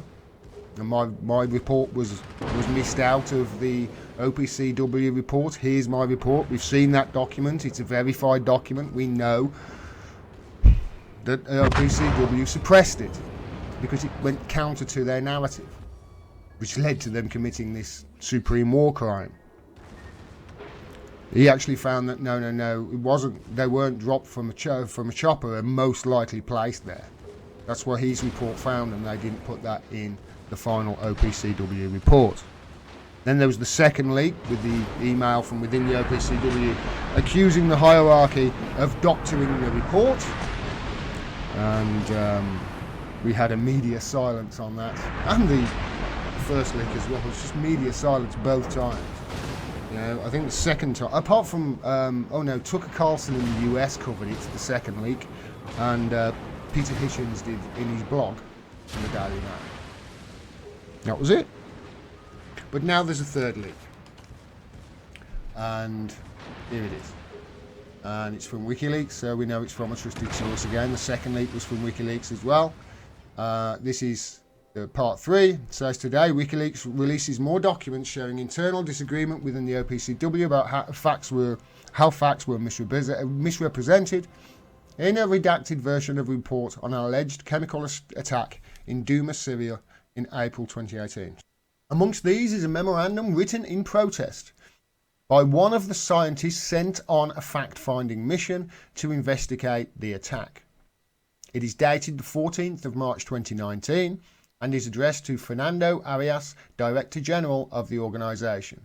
This was exactly 2 weeks after the organisation published its final report on the Duma investigation. Yeah, remember, all along the establishment, the media as well, have been pushing that it was chlorine. You may remember I showed you how the BBC said it was a chlorine attack in one of their headlines when the report actually didn't say that at all. And they had to change it to most likely chlorine. There's been so much of a rush to judgment here, and people have had to go back and change their reports so much. They're all desperate to push this government narrative that it was Assad that bombed his own people, when it makes no sense for him to do that at the time. I'll carry on with this, reading this. WikiLeaks is also releasing the original preliminary report for the first time, along with the redacted version that was released by the OPCW for comparison. Additionally, we are publishing a detailed comparison of the original interim report with the redacted interim report and the final report along with relevant comments from a member of the original fact-finding mission. These documents should help clarify the series of changes that the report went through, which skewed the facts and introduced bias, according to statements made by the members of the fact-finding mission. The aforementioned memo states that around 20 inspectors, 20, have expressed concerns over the final fact-finding mission report, which they feel, quote, did not reflect the views of the team members that deployed to Duma. Only one member of the fact-finding mission that went to Duma, a paramedic, is said to have contributed to the final version of the report. Apart from that one person, an entirely new team was gathered to assemble the final report, referred to as the fact-finding mission core team. So they replaced the whole team that was actually there. Other people wrote the report. This new team was staffed with people who, quote, had only operated in country X, according to the memorandum. It is not clear what country that refers to, except that it is presumably not Syria. It is possible, though, only speculation, that country X refers to Turkey, as OPCW has sent teams into refugee camps there to interview survivors from Duma. Of course, that's a possibility. But it looks like these people who wrote and contributed to the OPCW final report, apart from that one paramedic, never actually went to Duma. Don't you think that's, I'll continue with this. It's really important I get all this information out there. The author of the memorandum states that he was the one originally tasked with analysis and assessment of the 2 cylinders found on the scene of the alleged chemical attack. This was a task he undertook in the understanding he